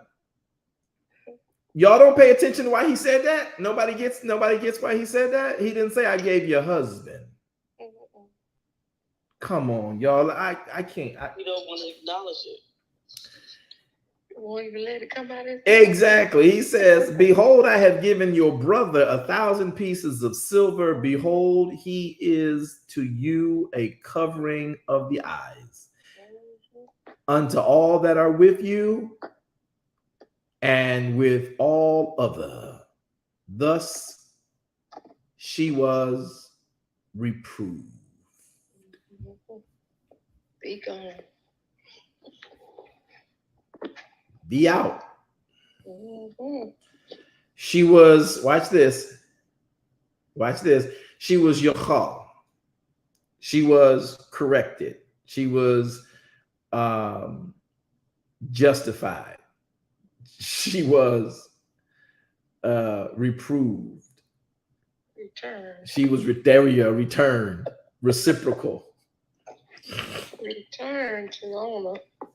Sender. Look at verse 17. And Abraham prayed unto Yahweh, to Elohim. And Elohim healed Abimelech and his wife and his maidservants, and they bare children. Wait a minute. Wait a minute. So you telling me that Yahweh already put an infection in their body when he started talking to Abimelech? Yes. Yeah. Shut up their womb. He even shut their wombs up. Wow. Just in case they. Just in case. Yeah. Just in case you want to about it. Let me get this started. Just in case you want to play with me. Yeah. Yeah, that's deep right there. He shut up every womb Abimelech touched.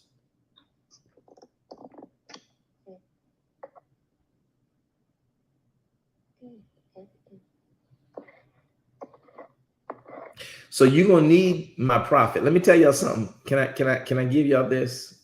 Can I give y'all this? Yes. Can I give y'all this? I'm gonna share this with you. I'm gonna come off the screen. We're not gonna read past, where were we at? Genesis. Did we just finish Genesis chapter 20? Let me give y'all this. Let me give y'all this. Pay attention to this.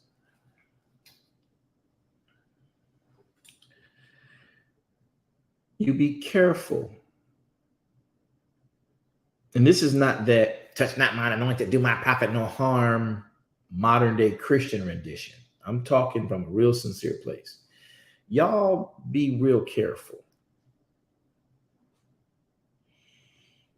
in this narcissistic led society of acting like you can say slick stuff and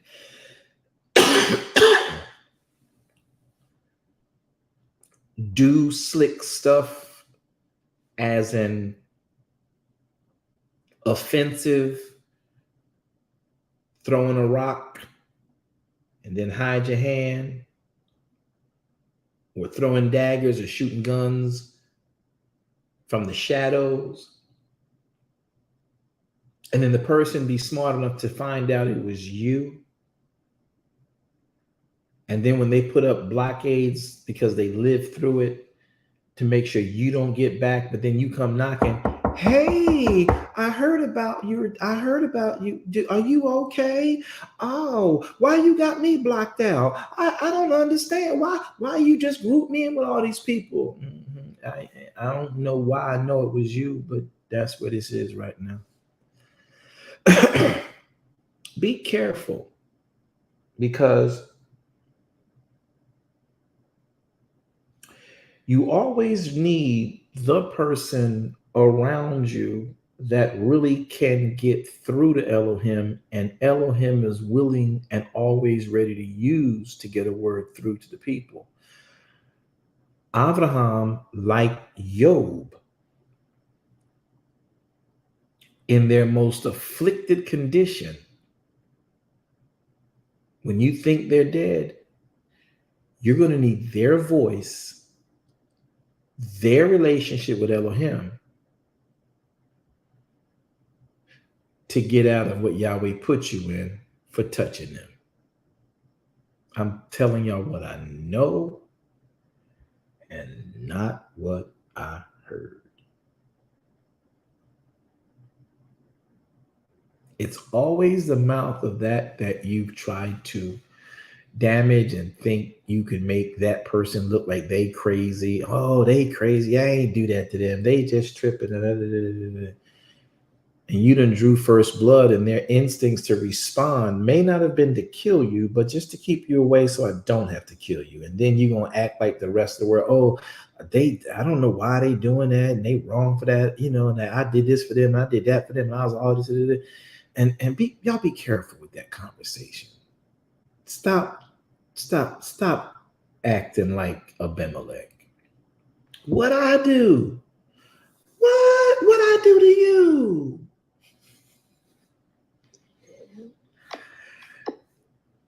That lesson is priceless.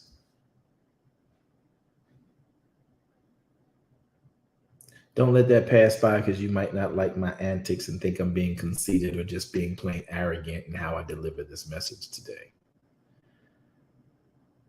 But Abimelech was that type of a king. Now,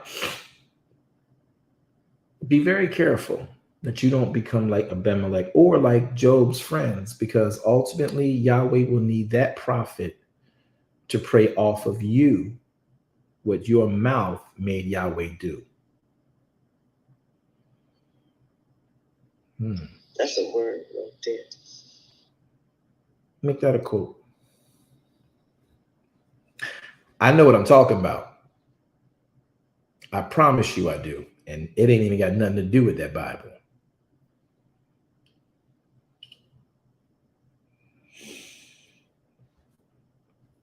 You better know like I know.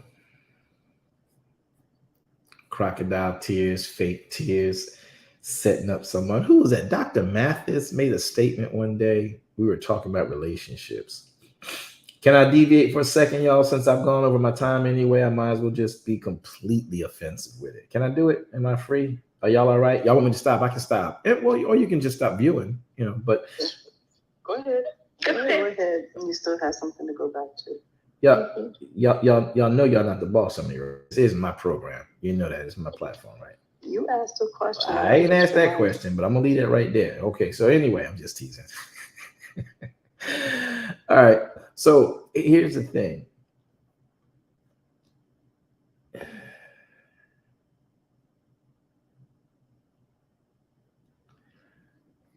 Don't ever think because a person is meek and won't really directly address you the way that society says you deserve. Don't think that they're weak because of that. They're actually meek. They're actually not doing what they're strong enough to do. As a matter of fact, what they're doing is stronger and shows their strength better than them putting their paws on you. It takes a lot of restraint not to give somebody their just desserts. A lot of times.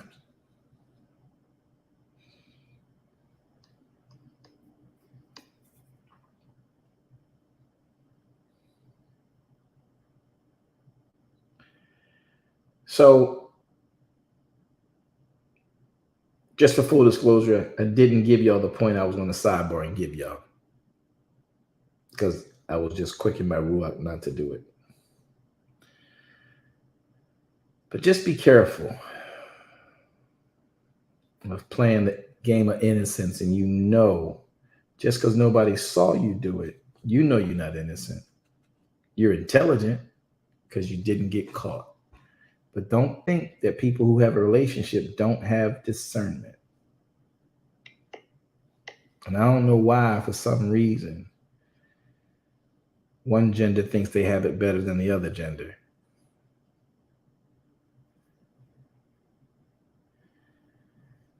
The word of Elohim is quick and powerful.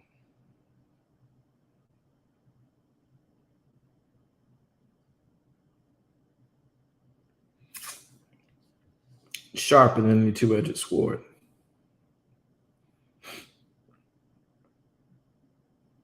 Is a discerner of the heart and the intent and thoughts of man. And those who are exercised thereby, those who are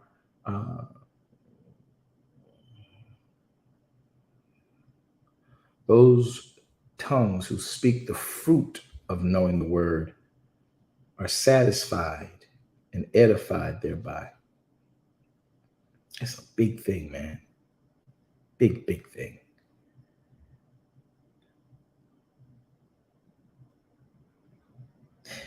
So King David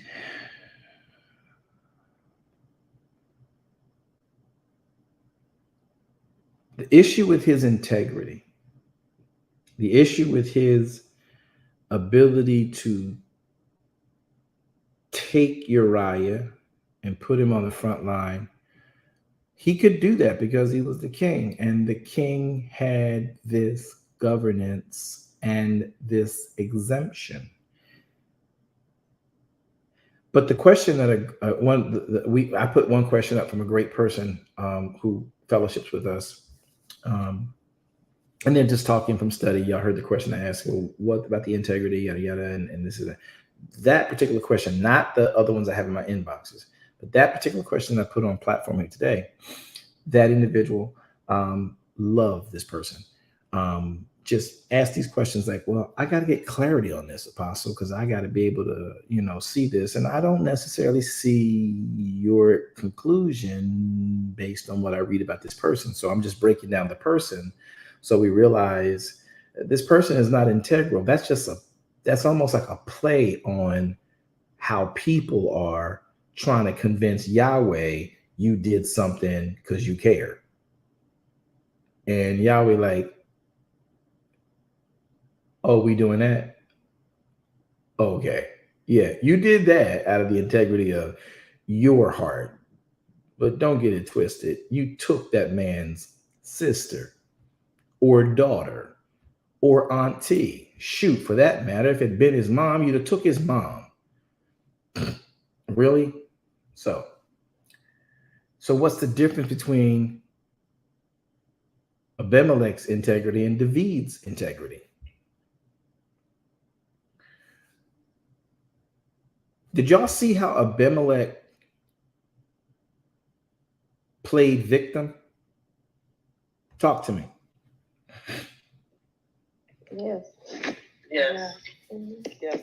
Did y'all see how Abimelech played victim when he got checked by Yahweh? Yes. Yes. He played victim and carried it all the way out. Even when he finally sat down and talked to Abraham, what'd I do? He rehearsed it and didn't carry it out again. He did this in 3 different stanzas. He did it with Elohim in a dream. He did it with his servants who were going to be affected by the dream. And he did it with Abraham 4 times. And then with Sariah. Why you guys do this to me? I don't understand.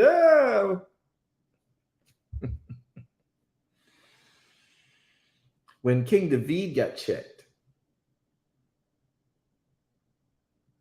he took off his kingly robe and says, I did it. He was about to judge a man. Chrysla Joseph, very good point. Chrysla said, so there was no repentance on Abimelech's part. All Abimelech cared about was not letting his people die.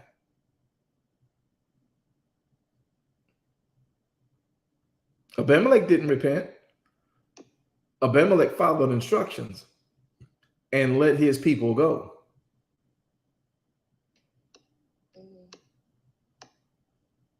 All right. King David, on the other hand, being the king, Yahweh spelled out the job description in 1 Samuel chapter 8 of what the king, like all nations, would be allowed to do. In so doing, Yahweh wrote out the CV. The job description. And when he wrote up the job description, he says, I'm going to tell y'all what kings are supposed to do, the kings like other nations are doing, but I need your king to put these three exemptions, these three stops in. I need you to put these three subtitles in, these three, what do they call it? Clauses in. Have them write it down. Have them write it down. Have them write it down. That's what he said. Have them write it down. Is that what he said, Minister Walker? He said, have them write it down. Mm-hmm. Stipulation. The stipulation, thank you. Because Yahweh knew what all nations kings do. He says, you're going to have the right to, y'all going to ask for it, so I'm going to give it to you. But when I give it to you and give you the right to do that, you can call it permissive will if you want to. Some of y'all can't wait for that confirmation. But he says, I want your kings that I check and select with y'all to make these three stipulations against that job description of a king like all nations. And then I want them to read it every day. Now, with the job description came many wives. With the job description came a whole bunch of gold and silver. With the job description came the third stipulation. But he says, I want you so that we can be distinctly different. I want your king that we select to make this, and he has to do that. Write it down, and they have to study that and read that every day so that they don't do it.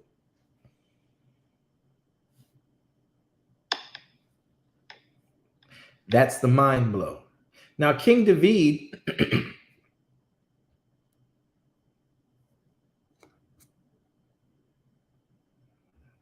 he doesn't go to war one day. Usually he's at war whenever there's a war. He leads Israel in and leads Israel out of war. That's how he got in trouble with King Saul, right? David killed his tens of thousands. Saul killed his thousands, right? So when David is not, he doesn't go to war this time. He's like, I'll sit this one out. Joab, y'all got it. Y'all go down there. And he sits up here. He got nothing to do. He's tooling his thumb. He's probably thinking about the war. I'm being subjective. This is not in the writ. Just thinking, just submitting something to you to consider. He now finds himself on top of in his palace, looking down over the city, and looks down on a rooftop where someone thought they were bathing privately. Likes what he sees, calls them in. They tell her, oh, well, we know who that is. That's Uriah's wife. Nobody stops King David from doing that. And I think that's where most Christians have their problem, because of the way that we have been reared up within Christendom to be so indignant about adultery, so indignant about murder, rape, whatever. And we should be, because that's the righteousness of Elohim. You don't do it. Thou shalt not lie, thou shalt not steal, thou shalt not covet. It's supposed to be done. But then we so pious in our mind, we don't even realize how nurtured we are in judging before we get all the facts, rushing to judgment. So King David, if Yahweh doesn't say he's a man after my own heart, the church today, the Christians today, the believers today would have King David down there in the same category that they got Judas Iscariot in. Traitor, murderer. Does that make sense, y'all? Yes. Mm-hmm. So when the prophet of Elohim came to David, so the question was, David, he murdered that woman, and then he went to cover it up. Yeah, but David didn't have to cover it up because of the job description. Yahweh wrote. He could have said, I killed Uriah. I impregnated his wife. Y'all know David could have literally said that and nothing happened. Correct. And they would have cried, long live the king.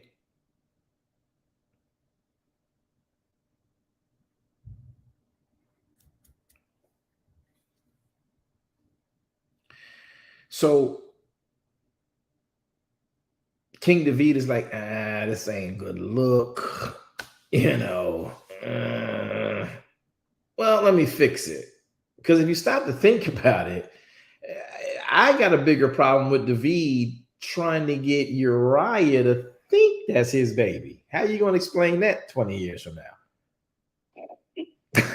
Y'all ever think about that? I got a bigger problem with David thinking I can pull this off if Uriah go home and smash, and it'll be like it's Uriah's baby. How are you going to explain this redhead baby boy coming at this woman and he got all black hair and he ain't short like you short? I don't know how you going to play that off. That's worse to me. Well, it's equal to me, actually, because it's like you got to explain this no matter what. What you going to do? This way, everybody will see that, well, Uriah did come home for leave, and it makes sense with the timing. So, okay, that's Uriah's baby. Oh, Uriah died in the war 2 years later.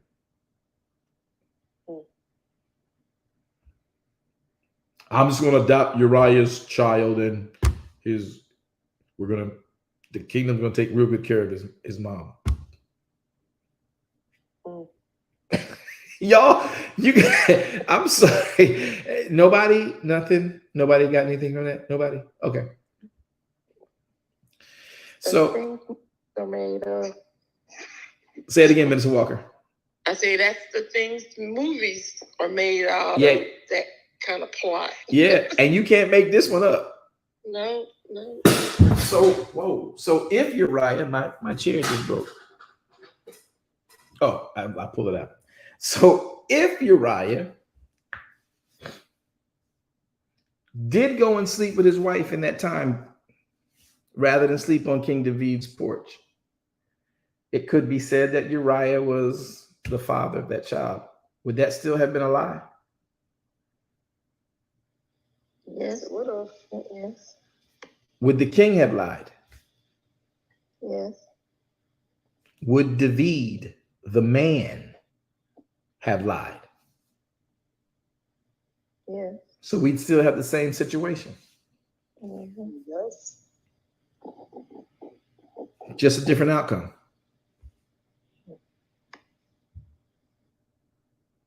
But the king could do whatever the king wanted to do.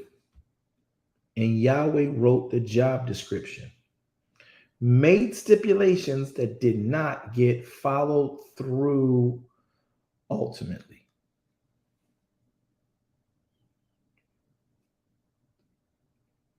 But everybody in the kingdom was subject to whatever the king, in all of his whims, said he wanted done. Those are the facts. But what makes this unique, and this is the part I want to make sure we clear on. When David heard the story the first time after he got past the fact that he'd done it, and he didn't really have to, he didn't have to fake, he didn't have to, but his moral compass that was still inside of him as a man and a son of Jesse, that part was still in there. That's why he tried to make it look a certain way because of his own guilt, right? But even if he was guilted as the king and somebody checked him and saw him manipulating Uriah and saying, I know what you did. You slept with his wife and now you're trying to and that's why Uriah is dead. If that would have come to the courtyard steps, if that would have come to the king's door, it would not matter because the nation asked for a king like all nations. And that's exactly what kings like all nations do. And then don't forget, Yahweh wrote the job description. He asked for them to honor the stipulations. But if David was ever approached with this, he could simply deny it. Not deny it. He could simply say, yeah, I did it. And what's your problem? But here's the difference. When David hears the prophet let him know, O king, we got a little bit of a problem.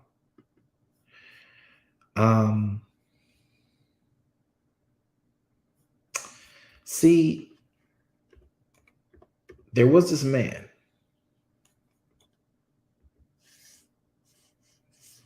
And this man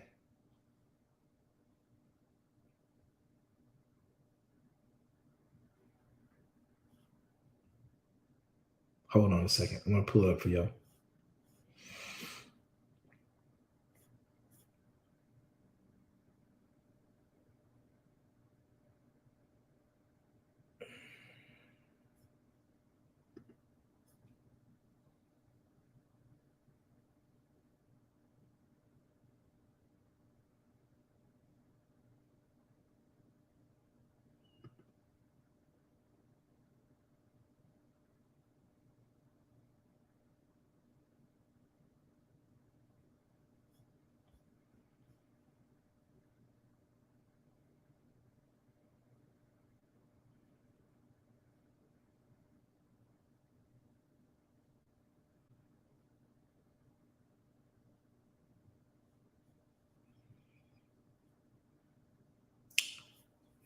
All right, give me a second. I want to find the story here. I don't know why I'm having a slow on this. Any of y'all know where that passage is? Let me get it right now. Mm-hmm.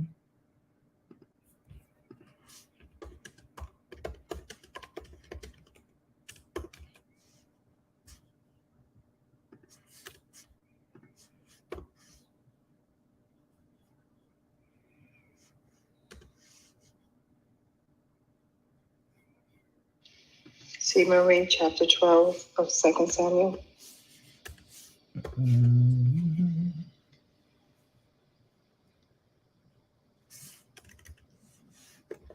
Read for me a passage of that.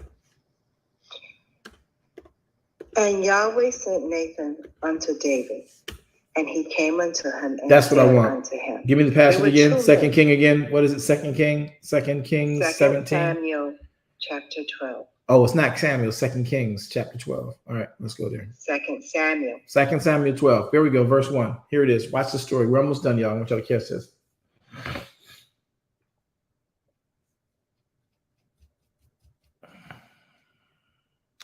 Verse 1. And Samuel and Yahweh sent Nathan unto David, and he came unto him and said unto him, there were two men in one city. This is the storyline. There are two men in one city. One was rich, the other was poor. Okay. This is the prophet. This is not Yahweh coming to him in a dream. This is a prophet coming to tell him what Yahweh is saying. So this is a lesser significant visitation. Verse 3 says, the rich man had exceeding many flocks and herds.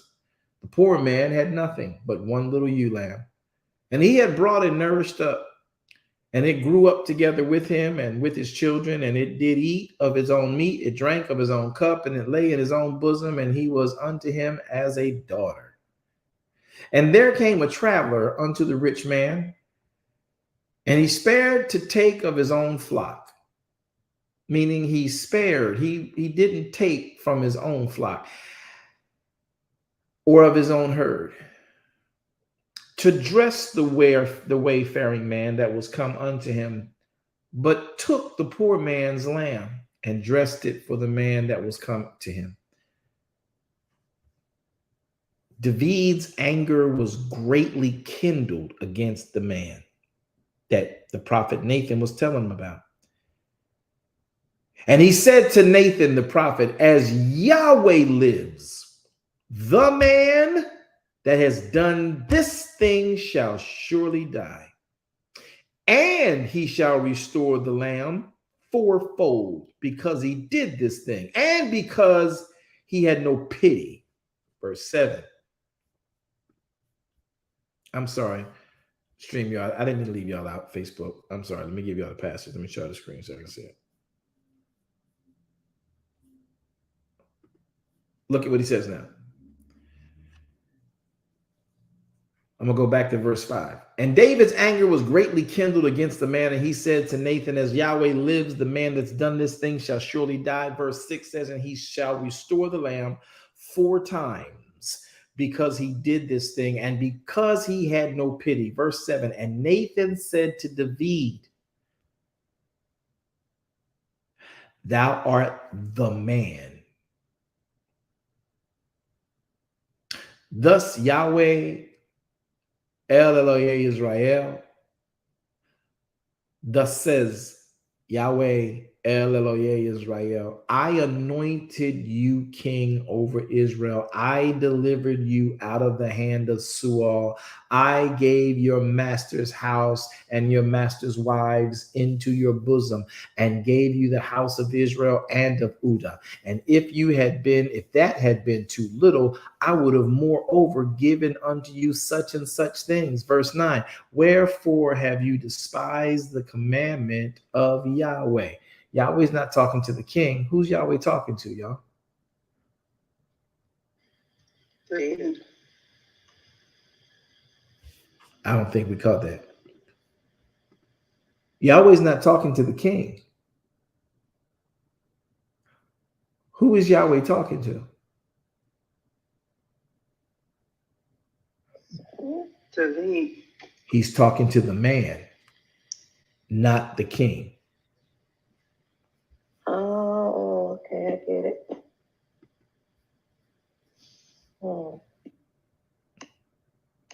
I gave you to be king. I anointed you, man. Get it? Look at it. Look at verse 7. Nathan said to David, thou art the man, not the king. Thou art the man. Thus says Yahweh our Elohim, I anointed you king. See how he differentiated that? Yes. Good. I'm waiting for the rest to catch it. Okay, moving on. I anointed you, Mr. Man, to be the king. I delivered you out of the hand of Saul. Verse 8. Verse 8 says, I gave you your master's house. I gave you your master's wives. I gave you the house of Israel and Judah. If this had been too little for you to satisfy you, I would have even given you such and such. Verse 9 says, wherefore have you despised the commandment of Yahweh, Mr. Man, to do evil in his sight? You have killed Uriah the Hittite with the sword. You've taken Uriah's wife to be your wife and have slain him with the sword of the children of Ammon. You caused them to kill him. Now, therefore, the sword shall never depart from your house. And it did. Because you have despised me, and you have taken the wife of Uriah the Hittite to be your wife. I gave you wives. Thus says Yahweh, behold, I will raise up evil against you in your own house, and I will take your wives before your eyes and give them unto your neighbor. And he shall lie with your wives in the sight of the sun. Thou did this thing secretly, but I will do this thing before Israel and before the sun. David said to Nathanael, I have sinned. He does not argue one moment. He didn't say, ooh, how can I stop this? He doesn't do what King Abimelech did.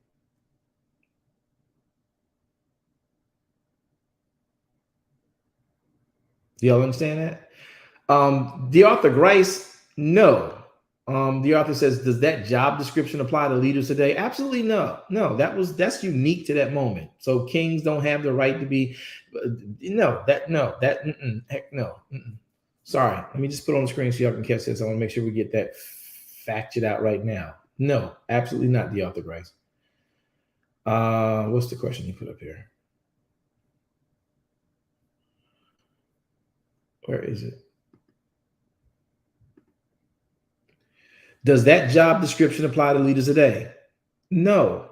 David is a king, not a pastor. So this kingship privilege exemption does not fall on the high priest. It falls on the king. That king. For that people. It does not extend itself in perpetuity today to us in the kingdom. And I'm so sick of pastors and leaders of the church thinking and comparing themselves to David. David was not a pastor. David was a governmental king who loved Elohim as much as the high priest. We keep acting like King David was the pastor. He's not. He was the king. He used the Torah to govern the kingdom. But the Gadol Kohanim, Nathan is the priest, is the prophet. He doesn't have this right. Only the king, that one in the kingdom, that one office had that exemption. Great question, the author. All right, let's get back to this passage. Look at it. Verse number 12 says, for you did this thing in secret. I'm going to do this thing openly before all of Israel. Verse 13, David said unto Nathan, I have sinned against Yahweh. And Nathan said unto David, Yahweh also hath put away your sin. Thou shalt not die. What?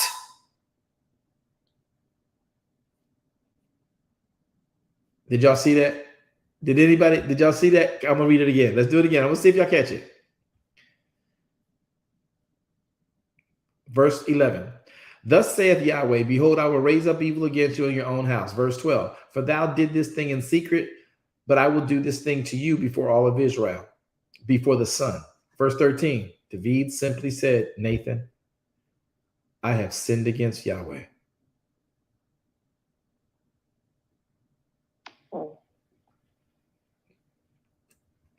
He just repented. In that very moment, in the very next breath, Nathan said to David, Yahweh has put away your sin. You shall not die now.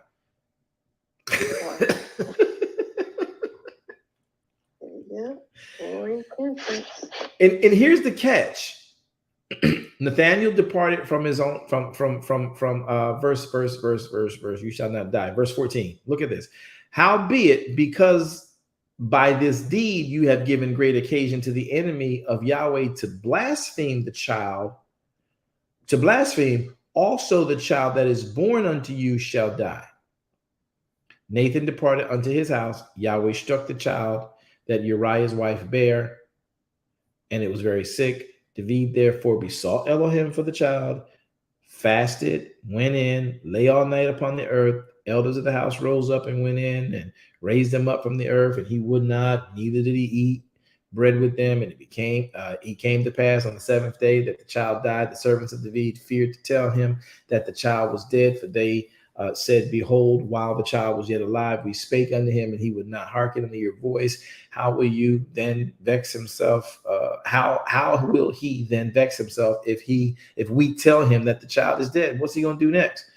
And when David saw that his servants whispered, David perceived that the child was dead. Therefore David said unto his servants, is the child dead? They said, he is dead. David rose from the earth and washed and anointed himself and changed his apparel and came into his own house. Came into the house of Yahweh and worshiped. Then he came to his own house. When he required, they set bread before him, and he did eat. Then said his servants unto him, what thing is this that he has done? Thou didst fast and weep for the child while it was alive, but now the child is dead, and you rise up and eat bread. And he said, while the child was yet alive, I fasted and I wept. For I said, who can tell whether Elohim will be gracious to me that the child may live? But now he is dead. Therefore, should I fast? Why should I fast? Can I bring him back again? Shall I go to him? But he shall not return to me. Let me read verse 23 again. I read it wrong. But now he is dead. Wherefore should I fast? Can I bring him back again? I shall go to him, but he shall not return to me. David comforted Bathsheba, his wife, and went in unto her and lay with her, and she bare a son. They called his name Solomon. Yahweh loved him. All right. Now, I want to keep us in this space.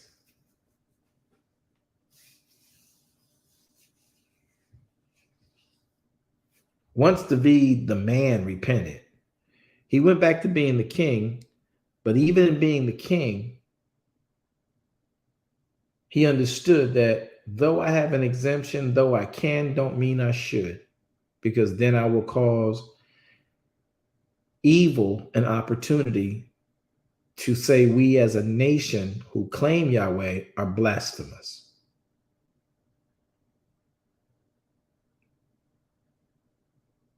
David, when he messed up, did not say, I'm the king.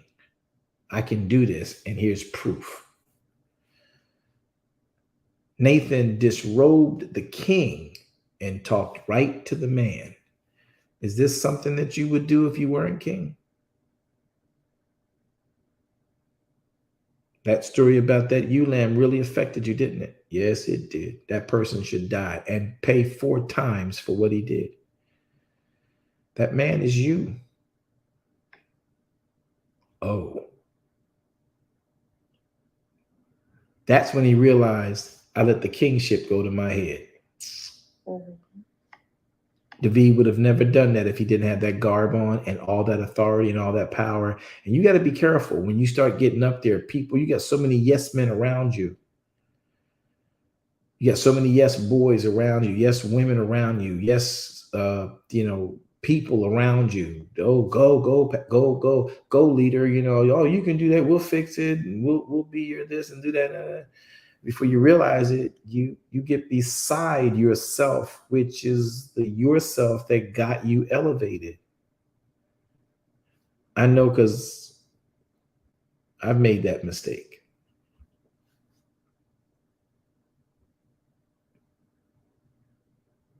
We like to say we let the power go to our head.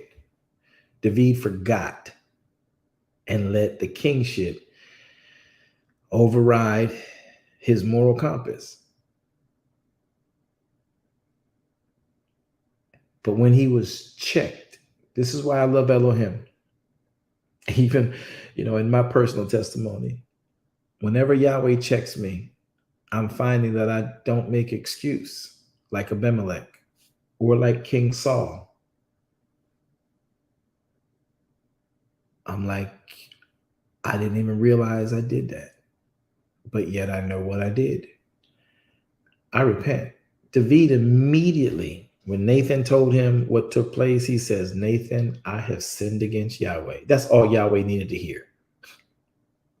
That's all Yahweh needed to hear. Abimelech didn't say, oh, I sinned against you. He was like, oh, we wouldn't have done that. I mean, you know how we do. Would you judge a righteous nation? We righteous people. What we do? Abraham, why you do this to me, man? Why you got the God of, Yahweh coming down into my dreams, man? Waking me up in the middle of the night. I don't know. Why would you do that to me? He doesn't make excuses. David simply says, after hearing the analogy and the stories, like, I've sinned. That's me. Okay. Good job, prophet. Thank you for telling me that I'm acting like an idiot. I'm acting unlike the kingdom I oversee. So let me be very clear again with this, y'all. King David did not commit adultery. King David did not commit murder. The man David did. And when checked, the man David, when Yahweh prodded to check the temperature for where David was at, the man David could have taken executive privilege. Yahweh would have permitted it, but David would not be the man after Elohim's own heart. Do y'all get that?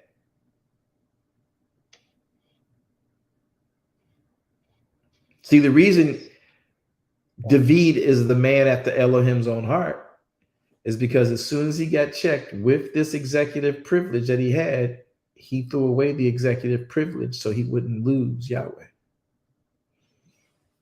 All he said was, I have sinned. That's what Yahweh needs many of you to say. No matter how powerful you are, no matter how many people are willing to cover up your dunk, your dirt, your stink, Yahweh just needs to repent, and then he'll tell you, just like he told him, do y'all see how fast Yahweh said, okay, you're not going to die now. I got to kill the baby though. I got to kill the fruits of your labor, but you're not going to die. Yeah, I was about to do some stuff to you. See, this is what it means Yahweh repenteth the evil, because the wage of his sin was death. But the prophet, messenger of Elohim, delivered the message, and then received the message that I sinned against Yahweh, tell him I hear him loud and clear, I repent. Yahweh says you're not going to die. The baby won't make it, but you're not going to die. All Yahweh wants, listen, I would none perish. Can anybody finish that for me? But that all might come to repentance. But that all might come to repentance.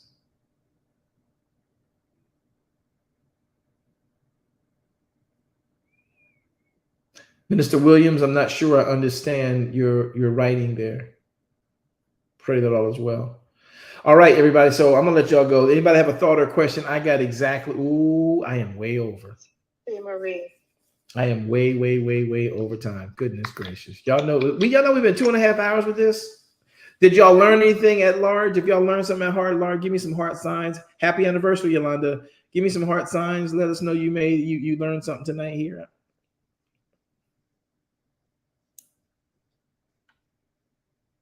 So.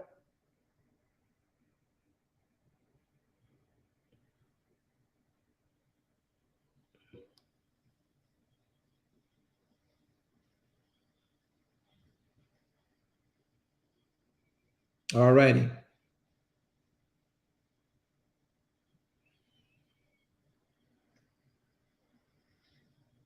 Okay, let's move forward.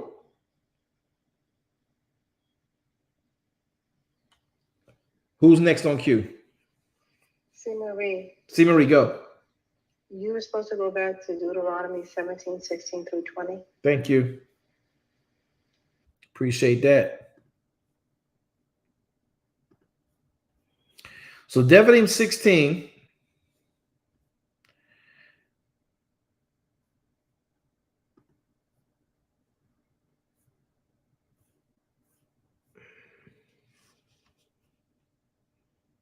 I don't think that was it. I think it was Devarim 17. 16-20. Got it. 17:16-20.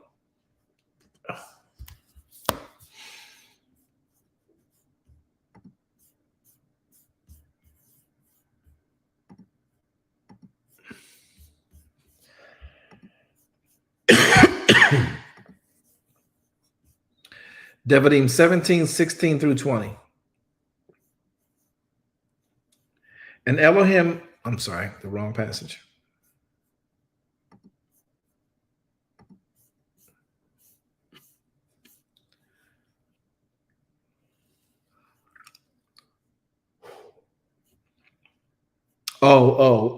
I really did cover this already, but I'm going to read it because I said we're going to go back to it.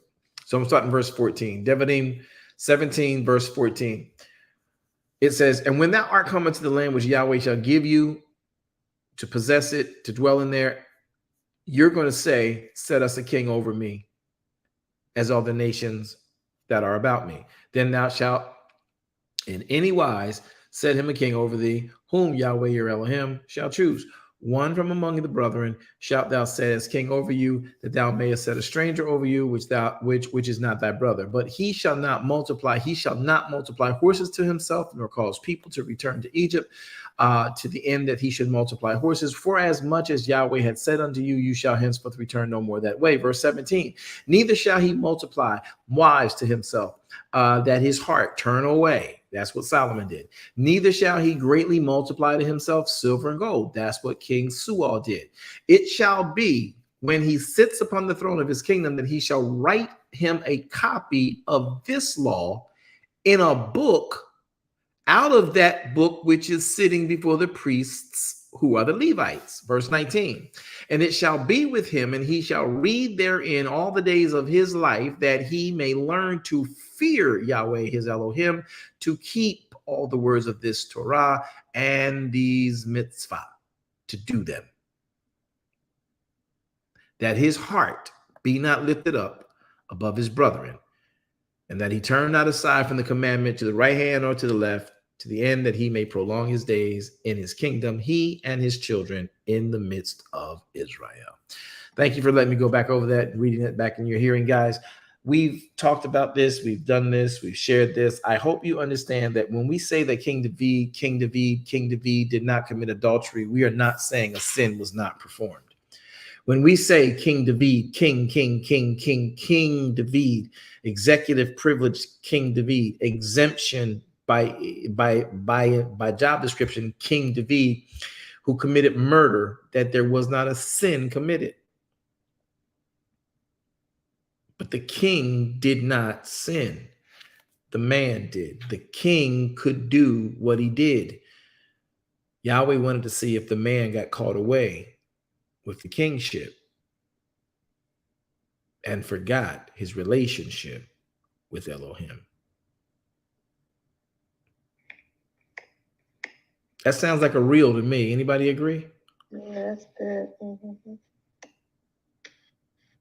All right. My job is done here today. I've gone way over today. I don't think we had a 3-hour Bible book club in a minute. But we did get through chapter 20 now, right?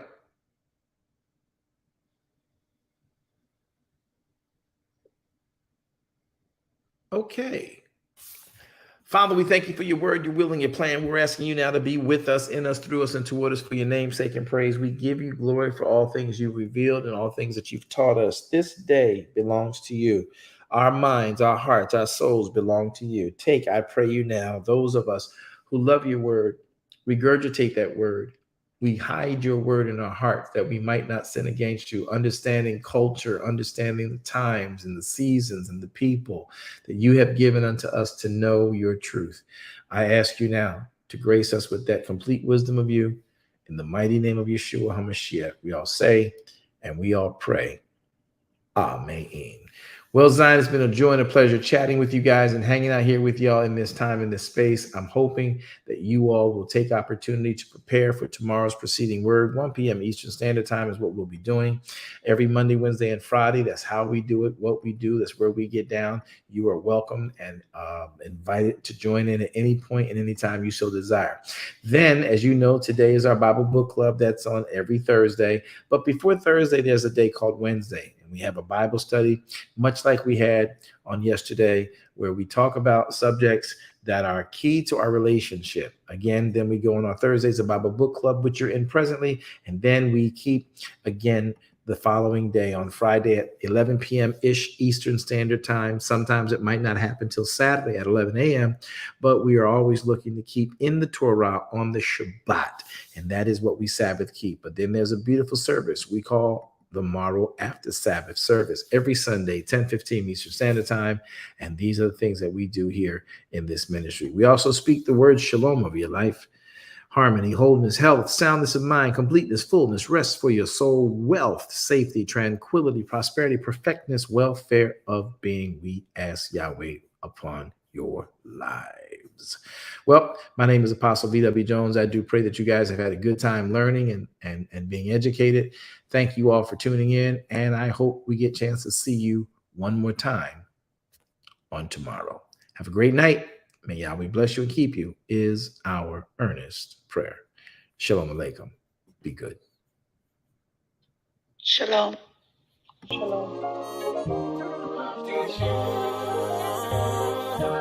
Let's talk kingdom.